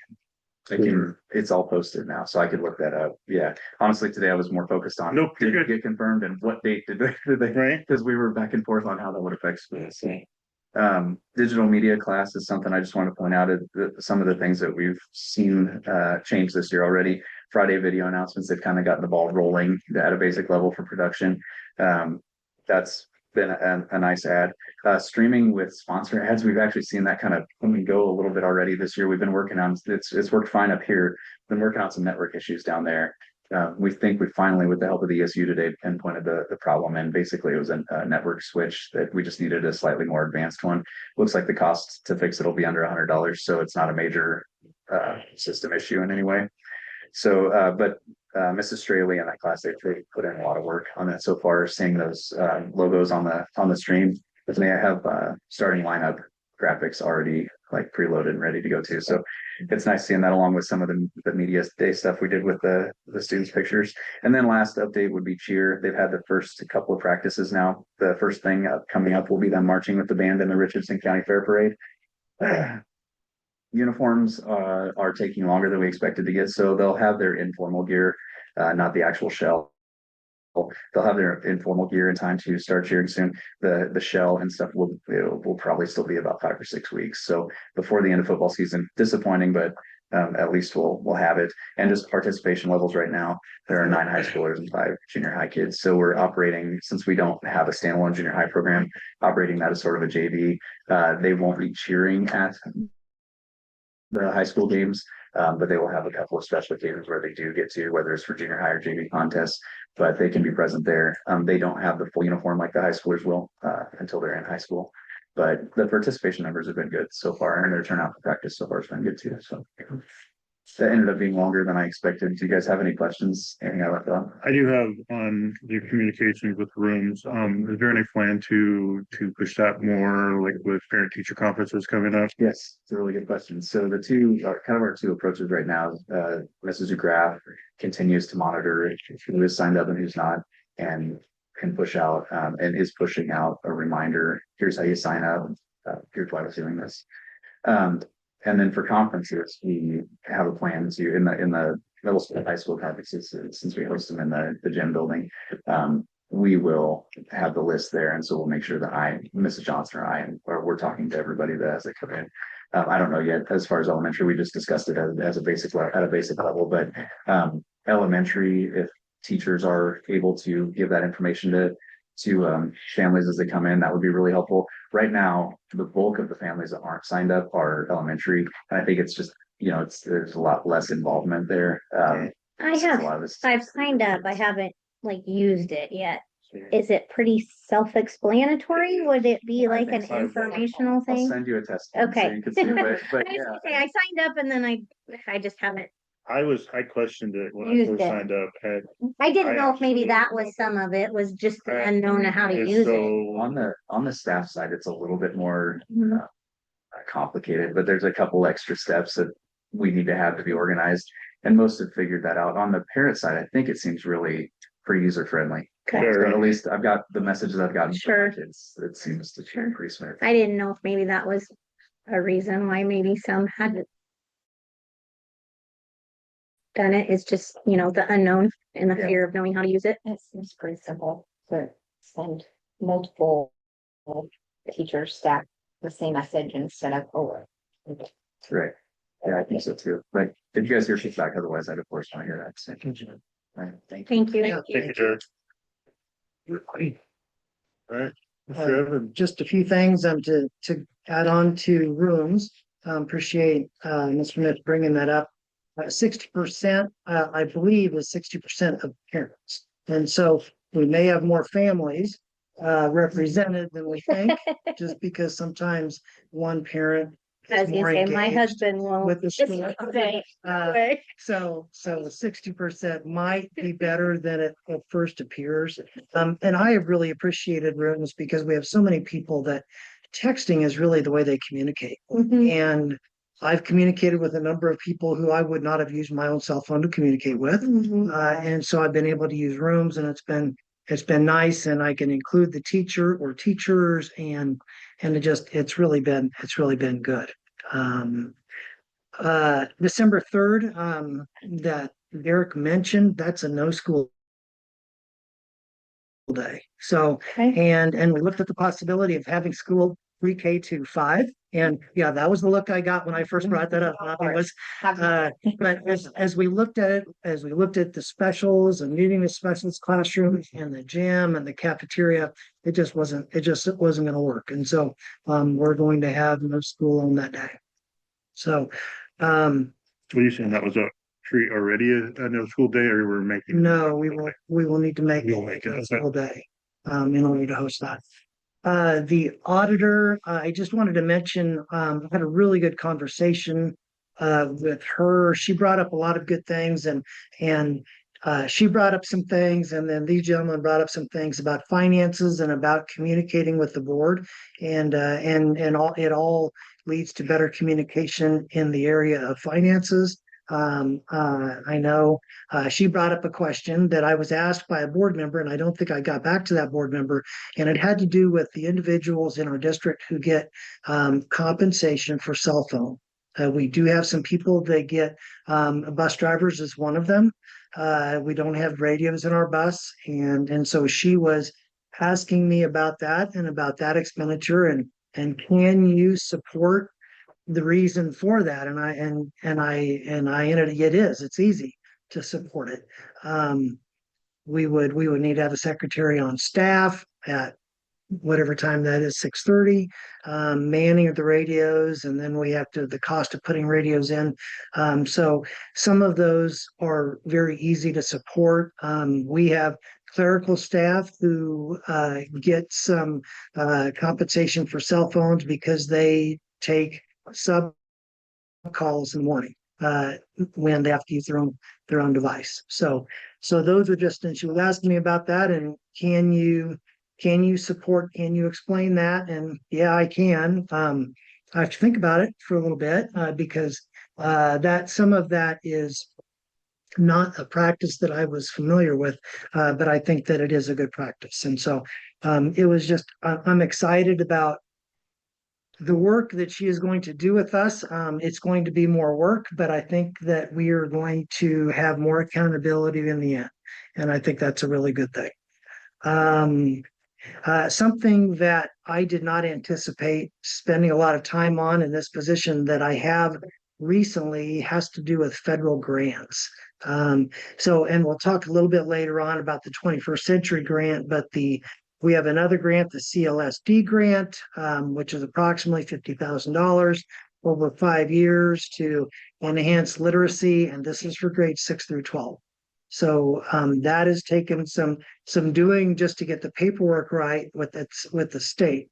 And then our title information also with the state, that's right around $100,000 for the district. That's another grant that just trying to get the software to work, to get the budget numbers to line up. It's been a challenge, and I've spent quite a bit of time on that recently. Probably more this year than next year that I know what I'm doing. Well, I've got a better idea what I'm doing. Numbers at the elementary school, we have 130 students, not counting preschoolers. We have about 19, 20 preschoolers right now. That's So, K through 5, you said? K through 5 is 130, and pre-K through 5 is 149 to 150. And that's what I have for a report. Perfect. Anybody have any questions for Mr. Evans? I will go ahead and go to reports from the strategic plan committee. And I don't have any at this time. I expect to have some at the next meeting. We're having committee meetings on Monday, and so I hope to have some information. I kind of put it on here so that it will be a reminder to keep the board updated on what those strategic committees are doing. Perfect. All right, discussion from the Board of Education members, tour over the facility. Anything that you'd like to bring up? I know we've kind of talked about a lot of things already with facilities. Anything from the tour that I do have a question regarding we didn't go down to the grandstand, but what is our plan? I know we had issue on Friday night with the landing on the third landing or whatever on the first. What is I mean, it's been there forever. Come on, jump up if you have. So, what he's referring to is getting aluminum bleaching there on the home side on the north stand. We had a problem again where temporary brace came loose that was holding a step in place. It had been something that was repaired last year in 2 different spots. Todd had a problem finding a piece that was correct size for permanent replacement. So he put up the temporary brace again this year. Well, all of the rain had made it so that the support beneath it wouldn't stay stable. And so it gave way under an unknown spectator's foot. Oh. And so temporary fixed it yesterday. Todd was working down there today and thinks that they can fabricate a piece to hold it from and replace them in. So it doesn't, I think there won't be any real cost to consider. I think it's something that should be done here shortly. So I just worry. I mean, I'm glad it was me. yeah. And it wasn't some of the made respectfully. The older community who was also up there. I mean, we made sure when they were walking down after the game or during halftime that they were supported so they wouldn't go down. But it was When it speaks of it was kind of scary for a second. I mean, I thought I was going down. Yeah. the big picture, generally speaking, those are in good repair. Todd's inspected them. There are 2 locations we know that have problems like that. It's just from general shift in the ground under. Absolutely spread a little bit. It's a lot easier to make this permanent fix underneath than to trying to like detach and realign all of the bleachers. So they're still in generally good condition. We shouldn't need to consider Good. for repair replacement. Good. On the top of bleachers, in the gym. On the, it's on the visitor side, close to like, up at the very top, next to the doors. Those, there's like two little sections that. When we came in Sunday to do youth volleyball, we were taking up trash and whatnot, and like they were busted at the top, like you could totally flip them this way. So I don't know if they're aware. South side. South. Towards the high school. Yes, yeah. And then close to the wall or close to the center. Up in the corner, so where the door is, so the alley by the railing, it's in that corner. And you might have them just check all the ones on the top on both sides, because I know when we've sat there the last 2 years for basketball, they're pretty wobbly in a couple spots. On the very, very top along the wall. I don't, I don't know if they're, Yeah. they're aware and what kind of repair, but Yeah, I think. it's just. I don't want them, somebody to just push them back and sit there and then go to stand up and slip and fall. Is that a plastic insert, like a? Yeah. Okay, You know, aside from that down there, I did notice when we were walking through the high school, you know, just peeking in the classrooms, and we were just walking through before the fire drill. We really looked like the students were engaged. I know we were standing in front of Mr. Cluck's room with I'm assuming it was government, his high school government class. The class was completely engaged with what he was presenting. I don't know if they were looking at him, but they were looking at whatever, either what he was presenting on his screen or at him himself. It was good to see that like the students were completely engaged. We didn't walk down the elementary. We did, but that was before school had even started. We did stop in the pre-K room. But it was good to see the students and the staff all engaged in. I thought it went really well. I liked it. It was beneficial for sure. I would like to do it again. Okay. More frequently than just, you know, whatever, but it was kind of nice to be able to wander through. Maybe preferably without a fire drill this time. I thought that part was kind I of mean, it nice, was good. because like with us getting the raptor notifications, seeing how. It looks on your guys' end and how it all flows and, you know. Is that just the hot, because I don't get those notifications. There's only 2 of them. It's just me and Bobby, and then there's a couple like Jason Turnbull, I think, Swan Kelly, Finley. and maybe Dr. Ness. I think it's like a group. Right. No, I mean, I don't Mhm. want it, I mean, only, but I didn't know. And I've gone in before to see, like, you can see, okay, you know, this person has this many people missing until they're accounted for. And that was very, very, very good to see, you know. Yeah. Derek standing there with all the numbers and that, and knowing that. I mean, after the Education Foundation funded Rapture, you know, this is the first I've had any connection with it. So it was good to see that how it was being used and how effective it is. Yeah. You know, and it wasn't just, you know. Okay, we think we have everybody. Right, out. exactly. There's more accountability. more in there than what I thought. Mhm. And which reassures me that we made the right decision when we picked what we did. So sorry. I'm talking a lot. no, it's good.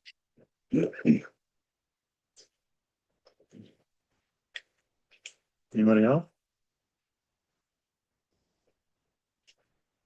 Thank you guys for taking the time to. Thank you. Glad to. All right. We're gonna move on to new business. I will say that it looks like we have a whole lot, either motions that are required for all of the tax stuff. So we'll start with new business number 8. consider approving the resolution for the Board of Education to increase base growth percentage to determine its poverty tax request authority 2025-2026 as presented. And I'll make the motion to approve the resolution of the Board of Education to increase the base growth percentage to determine its property tax request authority for the 2024-2025 as presented. I'll second that. Motion by Jason, second by Hope. I do not have any additional questions. Hope, do you? I do. Any of the other board members have any questions? All right, we'll go ahead and we'll vote then, starting with Hope, Yes. Julia, Yes. Mark is absent, Jason, yes, Hannah, Yes. and Bobby. Yes. Motion carried unanimously. I am making a chart marked off as he was here and not absent. The next one, consider approving the 2025-2026 tax request as presented, or excuse me, as published. I will make the motion to approve the 2025-2026 tax request as published. Second. Motion by Hope, second by Bobby. Hope, do you have any questions? I do. Bobby, I do not. any other board members have any questions? We'll go ahead and with the vote then. Julia, Yes. Mark is absent. Jason, yes. Hannah, Yes. Bobby, Yes. and Hope. Yes. Motion carried unanimously. The next, consider approving the 2025-2026 tax request resolution as presented. I make a motion to consider or to approve the 2025-2026 tax request resolution as presented. Second. Motion by Bobby, second by Hannah. Bobby, do you have any questions? I do not. Hannah No. and Hope and Julie, do you have any questions? I do not myself. Going ahead with Mark is absent, then Jason, yes. Hannah, Yes. Bobby, Yes. Hope, Yes. Julia. Yes. Motion carried unanimously. The next, consider approving the 2025-2026 budget as published. I will make the motion to approve the 2025-2026 budget as published. I'll second.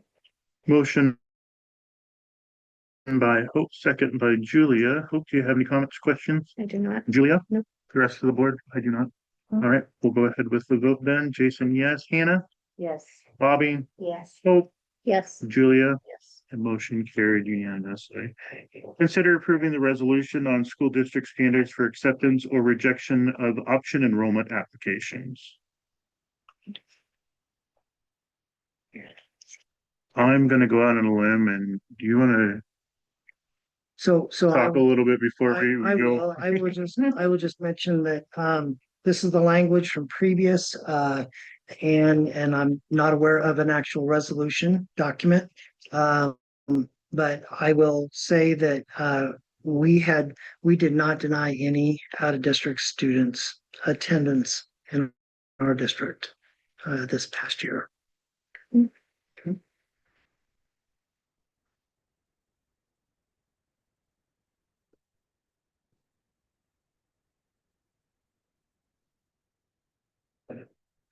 Right, then I will go ahead and make a motion that I skipped one. Sorry, that's my bad. I skipped to F and it should be E2. There's two E's. All right, so I will make the motion to approve the resolution of school district standards for accepting or rejection, acceptance or rejection of option enrollment applications. I'll second it. Motion by Jason, second by Hope. I do not have any questions other than what I've already asked. Hope, I don't have any. anybody else? No. No, we'll go ahead and we'll vote. Hannah, Yes. Bobby, Yes. Hope, Yes. Julia, Yes. Mark is absent, Jason, yes, motion carried. All right, we're gonna go back up to, I'm gonna call it E2. To consider accepting the request from the Pawnee City Education Association to be recognized for the teacher negotiations with the district for the 2025-2026 school year. And I'll make that motion to approve or accept the request from the Pawnee City Education Association to be recognized for teacher negotiations with the district for the 2025-2026 school year. Second. Motion by Jason, second by Bobby. Bobby, do you have any other questions? The rest of the board, do you have any questions? All right, we'll go ahead and vote then. Bobby? Yes. Oh, Yes. Julia? Yes. Mark is absent. Jason, yes. Hannah? Yes. Motion carried unanimously. All right. So we jump F and go to G. Consider any action regarding the use of private funds for the improvements of the Pawnee City Public Schools facilities. So I would make a couple of comments with this. One is, one of the things that you kind of hired me for is my judgment, and I kind of missed it on this one a little bit. I was thinking the private funds was a win-win, to get something that some people want, to, not spend district funds. And so I apologize if that was perceived to be, a slap in the face, or something with the decision that had been made already. So um, that was not the intent. That was not the judgment that I was using at the time. So anyway, I don't expect a decision to be made tonight. I guess I don't know. I don't know where to go from here. I think the suggestion to go to the committee level, uh, would be probably the best course of action.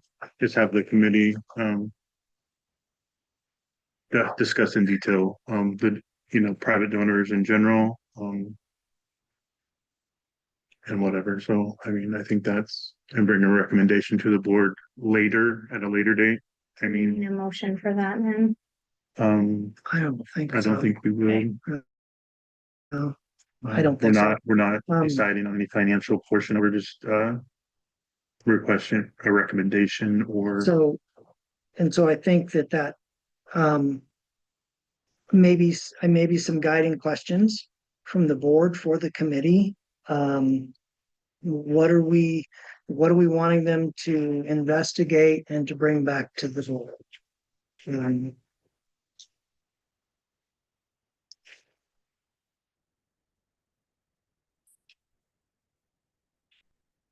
Because I don't really know what's being put on the table, I guess, or explain to me So- what you're saying. So, for any improvement to happen on school property, it belongs to this Board of Education. And so you have control over whether or not it happens. So whether that's by private money or public money or whatever. And so that is, to me, one of the big questions that would be in front of the board. So that is a part of the what kind of timeline are you going to be on? Are you and then you go back to get bids and we go through the whole process again, if that is something that the board wants to move forward with. But there's a number of questions, and maybe the committee can just explore a recommendation to the board as to whether or not to accept private donations if that were possible, to maybe put some parameters on it, on timeline. I don't know. I'm thinking out loud here. I guess as far as facilities, is that. All right, I guess that's where I think it's gonna be hard not to have a specific project in mind. I mean, say you. I guess at the committee level and being on the committee, do we say, I guess, what if you have a private donor come and say, hey, I am willing to donate $100,000 to only X project. Right. I guess, as the board, do we just decide yes or no? We would take those private funds, like we would accept those private funds, or do we decide on, hey, this is the project we're looking at, and then open it up to the community I guess I just. School facilities is a very wide range. It is, and it was And it really is, the issue, I guess, is the HVAC. I mean, I think that really is the HVAC for the gym. My thought is, since it has kind of been talked about before, is the only thing. I just don't, chicken or the egg, of course, but I don't want them going after individuals, looking for all the stuff for it to come back and just, if we're not interested in it, we're wasting people's time on both ends too. Ask.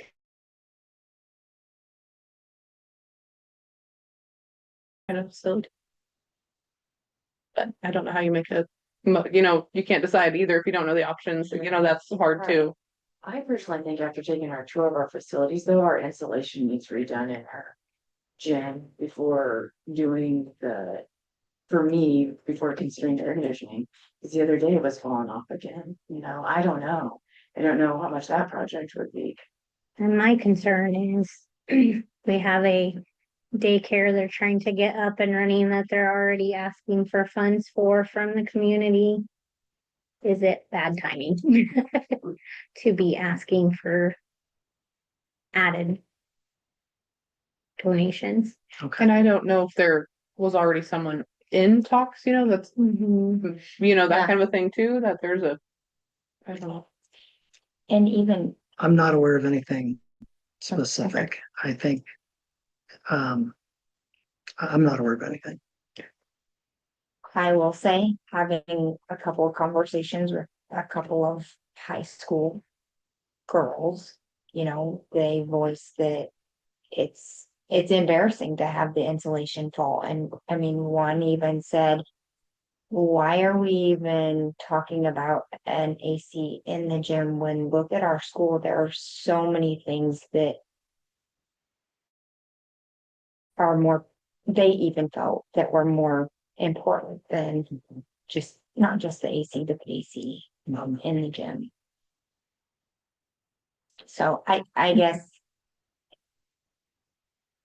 personally for me, if it's getting funds for the AC, I would agree with Hannah. I think we need to look at the insulation, and see what it would cost to redo the insulation before the AC, because if we put in the AC without messing with the insulation, that doesn't do a whole lot of good. I mean, yes, it's gonna be cooler, but without good insulation, you're gonna be cooling the outside in the middle of July. And it's gonna cost more money and that type of stuff, so. Has the insulation been falling for years? Mhm. Like, it's just heavier now? Ever since they painted it. It's been about this rate the whole time I've been here anyway. It's been since I've been in school. And it might have something to do with the humidity in the gym too. I don't know if that plays a role with it too, so they'd have to go to hand and heat. I don't know. I don't have any verified information. What I've heard from Todd and from Mr. Rottinghouse when he was here was that the weight of the paint, especially when it's humid. But was it painted when you were in school, Julia? It was. I guess I think it was I didn't new, feel like, I fresh. was gonna say, I didn't feel like it'd been painted that long. No, it was sometime when I was in high school when it painted. As far as funds for the facilities though, I think it'd be great to have, if people want to donate and support the school, I would never turn down. You know what I mean, donations, that's amazing and it can help us Right. out so we can spend in other areas. Do we have a Mhm. specific, I mean, I didn't even look, but do we have a specific policy for donations? I'm guessing we I do. think there is, and I think it depends on how much Mhm. it is compared to what how we have to handle it and what account it has to go. I would think that it would have to go through the foundation, primarily.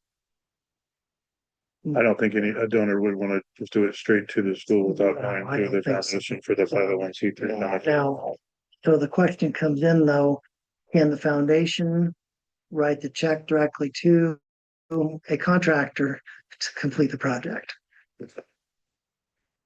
So, The way the majority of the foundation's transactions to the school is it's a reimbursement. yeah, And so, I mean, it would be a check to the school for, I mean, and that could be pretty well streamlined too. I mean, but I think there would have to be two separate transactions. yeah. Yep. But Well, we'll go ahead and go ahead. I was gonna, no, it's okay, I was gonna come up with our questions and forward them to you, that maybe for the community to have right, to do. I mean, If you're gonna be to discuss. That would be good. I think either way, meeting at the, with the building and ground committee, I mean, I think that is one that I feel like the best practice. And two, that way at least it gets a couple people talking about it, coming up, you know, and taking everybody's questions and trying to decide, okay, what are we gonna do with this? Right. Well, and Where do we wanna go with? right, just like right here, we have not channeled this conversation down to, you know, some of the real important questions or Yeah. issues that are in front of us. So I think that maybe that's what we need to focus on, is trying to really focus on what are those big questions that as a board we can work on together. Okay. Okay. I do want to revisit the policy though, because I have questions about policy. With the donations. With the donations and specifics to, I just don't want to get like, when somebody donates money to the Education Foundation, they specify where it's going, what the criteria is for it. What, like, if it's a scholarship, what the scholarship has to be named, you know, the way it's supposed to be presented, the amount it's supposed to be presented. I just wanna, like, I don't want somebody to donate $100,000 and say, I want my name on this. I want the court to be named after me, you know? You're donating $114. Exactly, or telling us, okay, well, you know, I donated $100,000. Why is this the way it is? What You know, rights do they have? What, exactly, so, and I don't want to discourage anybody to just support the school, but I want to make sure that we have the backside looked at and our ducks in a row, knowing that, okay, well, thank you for your donation. This is how we can apply it, you know, type thing, so. And I think that's the other part of meeting as a committee is getting everything in line before we even present it as an option that we would take private funds. Because I would hate to say, yeah, we'll take private funds and then we're, you know, you have nothing to back it with of where is it gonna go, how much we need, how much. You gotta have that. And that's one of the things like with the Education Foundation is that we have funds that were donated to us decades ago, specifically for instrumental music, and we haven't been able to give any of those funds out because we don't meet the narrow specifics that were, you know, the parameters for that donation to come in. So we'll be setting on these funds indefinitely.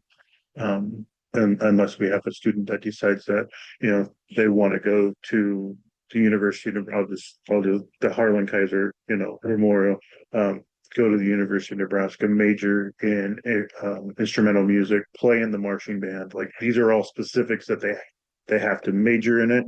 They have to be in the band, you know, and yeah, so like targeting something that kind of gives us a broader area to where we can use where we need things versus allowing the donations to be so narrow to where we can't utilize them the way is most effective for the school. Sorry, I'll go myself. Okay.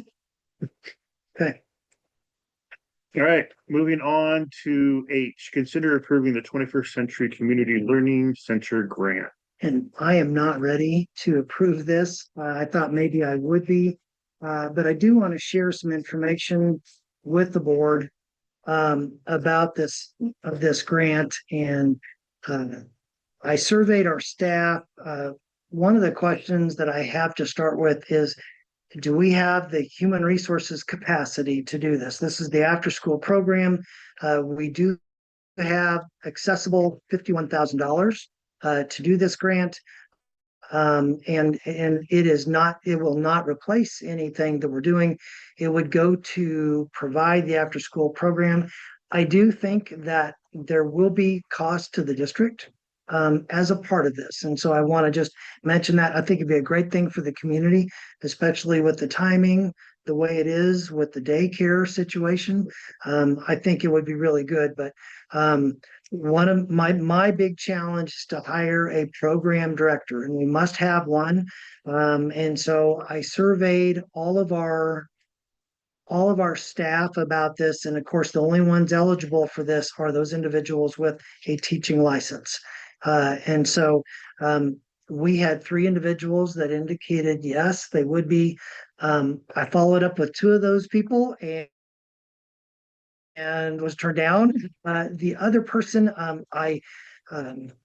because of extraneous factors, I don't think it would be a good match for that other individual who indicated that there was an interest there. So something else is I'm interested in working with students for 2 to 2.5 hours after school on a daily basis as part of an after school program.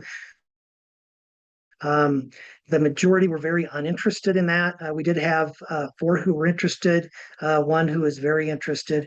I do know that we hire paras and cooks to ride buses after school.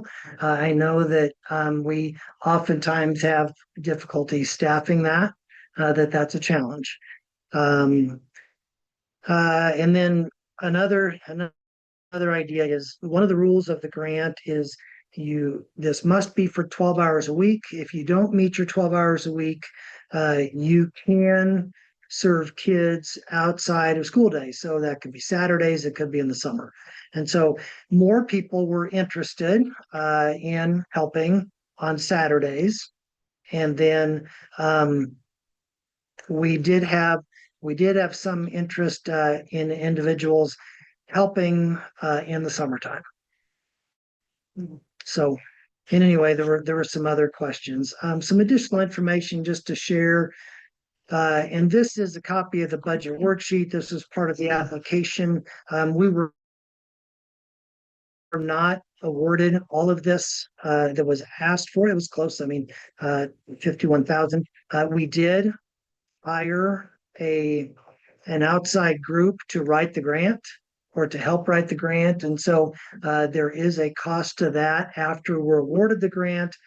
I want to say it's $4,000 to $5,000 of the grant money goes to the company that helped write the grant. So project director stipend is listed at $5,000. I think that if it runs a full year, I don't think that's enough money. As it is, if we're able to do this, my idea is we'll start January 1 if I can find the people to do it, and we'll move forward. And at that point, I think 5,000 is enough for that position. And that position does not have to be there all the time, but he or she is responsible for staffing, making sure the program is running, and so occasionally being there to supervise what's going on is going to be important. So certified teachers are in here, substitute pay, some benefits. Transportation is a part of it. One of the questions I need to get clarified is how far do we have to go? We currently go north of Humboldt, we go Elk Creek, St. Peter's, around over to Summerfield. If we have to run kids home anywhere that we run a bus route, that's going to be pretty difficult to do. I think we will be challenged to have a bus driver after they run the route come in and then take the kids home with one bus. So I'm concerned about some of the capacities that we have. The grant, as it was written, has some challenges to it. The original grant is for 4 hours after school. I don't think there's any way we can find people that will work that many hours, especially. People might want their kids home before. They probably will. they probably will. And that's why I think 2 hours to 2.5 hours a day is plenty. That should do it. So there's some outcomes, there's some different things with this. I don't know. I highlighted a few things. There is a connection with there's supposed to be a relationship with the University of Nebraska-Lincoln, which basically is the extension office to do programming. This would be a great thing for our community. It really would. And I don't want to underestimate that. I want you to realize that we are faced with obstacles in getting it to happen. So Yeah, what a great thing, but is it realistic for us? well, Be able to do all that? I don't know. I want it to be realistic. I want to be able to offer that to our community. Like I said, I think it would be a really good thing. Interestingly enough, as I've talked with individuals who would be that program director, one of the things that they seem very concerned about is that, am I responsible for the other people working? Yeah, you are. You're responsible for scheduling them. You're responsible to making sure that they're doing what they're supposed to be doing. Am I responsible to get substitutes for them? Yeah, you're responsible for it. You're responsible to find somebody that makes it happen. So anyway, when it comes to the personnel is really, I think I've sensed that's when people go, okay, I don't think I want to do that. So anyway, we'll keep working on it. I keep coming up with a lead to try to pursue and talk with some people. But I wanted you to know. How many kids have to come?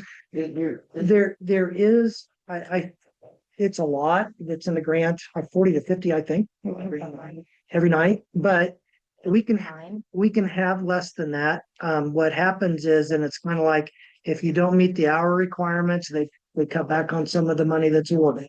If your kids aren't what the target was, they reduce some of the money that was awarded. So I don't know exactly what that formula is or how big of a chunk that would be, but When do we have to decide? well, that's a good question. I am planning on going, there's a Get Connected conference that somebody has to attend, and so I'm planning on going to that. That's in here at the end of September. Just because we have to have somebody attend. For this grant Mhm. or? Yeah, So we haven't formally applied for the grant. we have Right. applied for the grant. We've been awarded the grant. We have not accepted Okay. the grant. Did I say that correctly, Steph, based on what you understand? Okay, We've applied.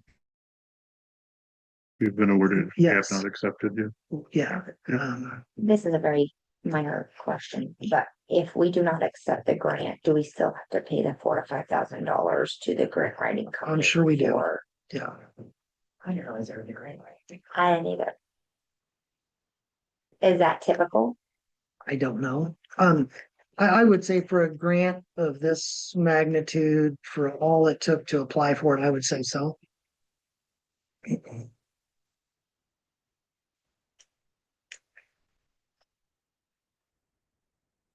I guess when would you like us? Or do you want us to wait? I I would- guess what's your recommendation I as far as the timeline? I think we wait. I keep looking for people that will be able to provide this service. And if we don't have a plan by January or probably December, I think we're probably going to have to not accept it. Did So- they give you a timeline that you have to? No, we just have to do certain things along the way to keep our standing. Okay, You said a certified staff, like actual teacher, does it have to be an elementary? You know, It could be any, it can be any, it can be a substitute. okay, as long as they have their teachers. But then we have to do a little bit extra to do some mentoring with the substitute. So there's a workaround, I think, for just a lot of different things. so that's how it was presented on the agenda. my suggestion is that we, have a motion to table until the next, we have to specify what meeting, so table it till the next meeting, and if we need to table it till the following meeting after that, we'll just have to do so at the next meeting. So with that, I will make a motion to table the approving of the 21st Century Community Learning Grant until the next Board of Education meeting, which would be October's meeting. Second. A motion by Jason, second by Bobby. Bobby, do you have any other questions on that? Not at this time. I do not as well. Yeah, and Julia, do you have any? No. All right, well, we'll go ahead and we'll vote then to table this motion until our next meeting, starting with Hope, Yes. Julia, Yes. Mark is absent, Jason, yes, Hannah, Yes. and Bobby. Yes, Motion approved unanimously. I make a motion to adjourn. Motion by Bobby, second by Julia, voting Julia. Yep. Mark is absent, Jason, yes, Hannah, Yes. Bobby, Yes. and Hope. Yes. We are adjourned at 8:29.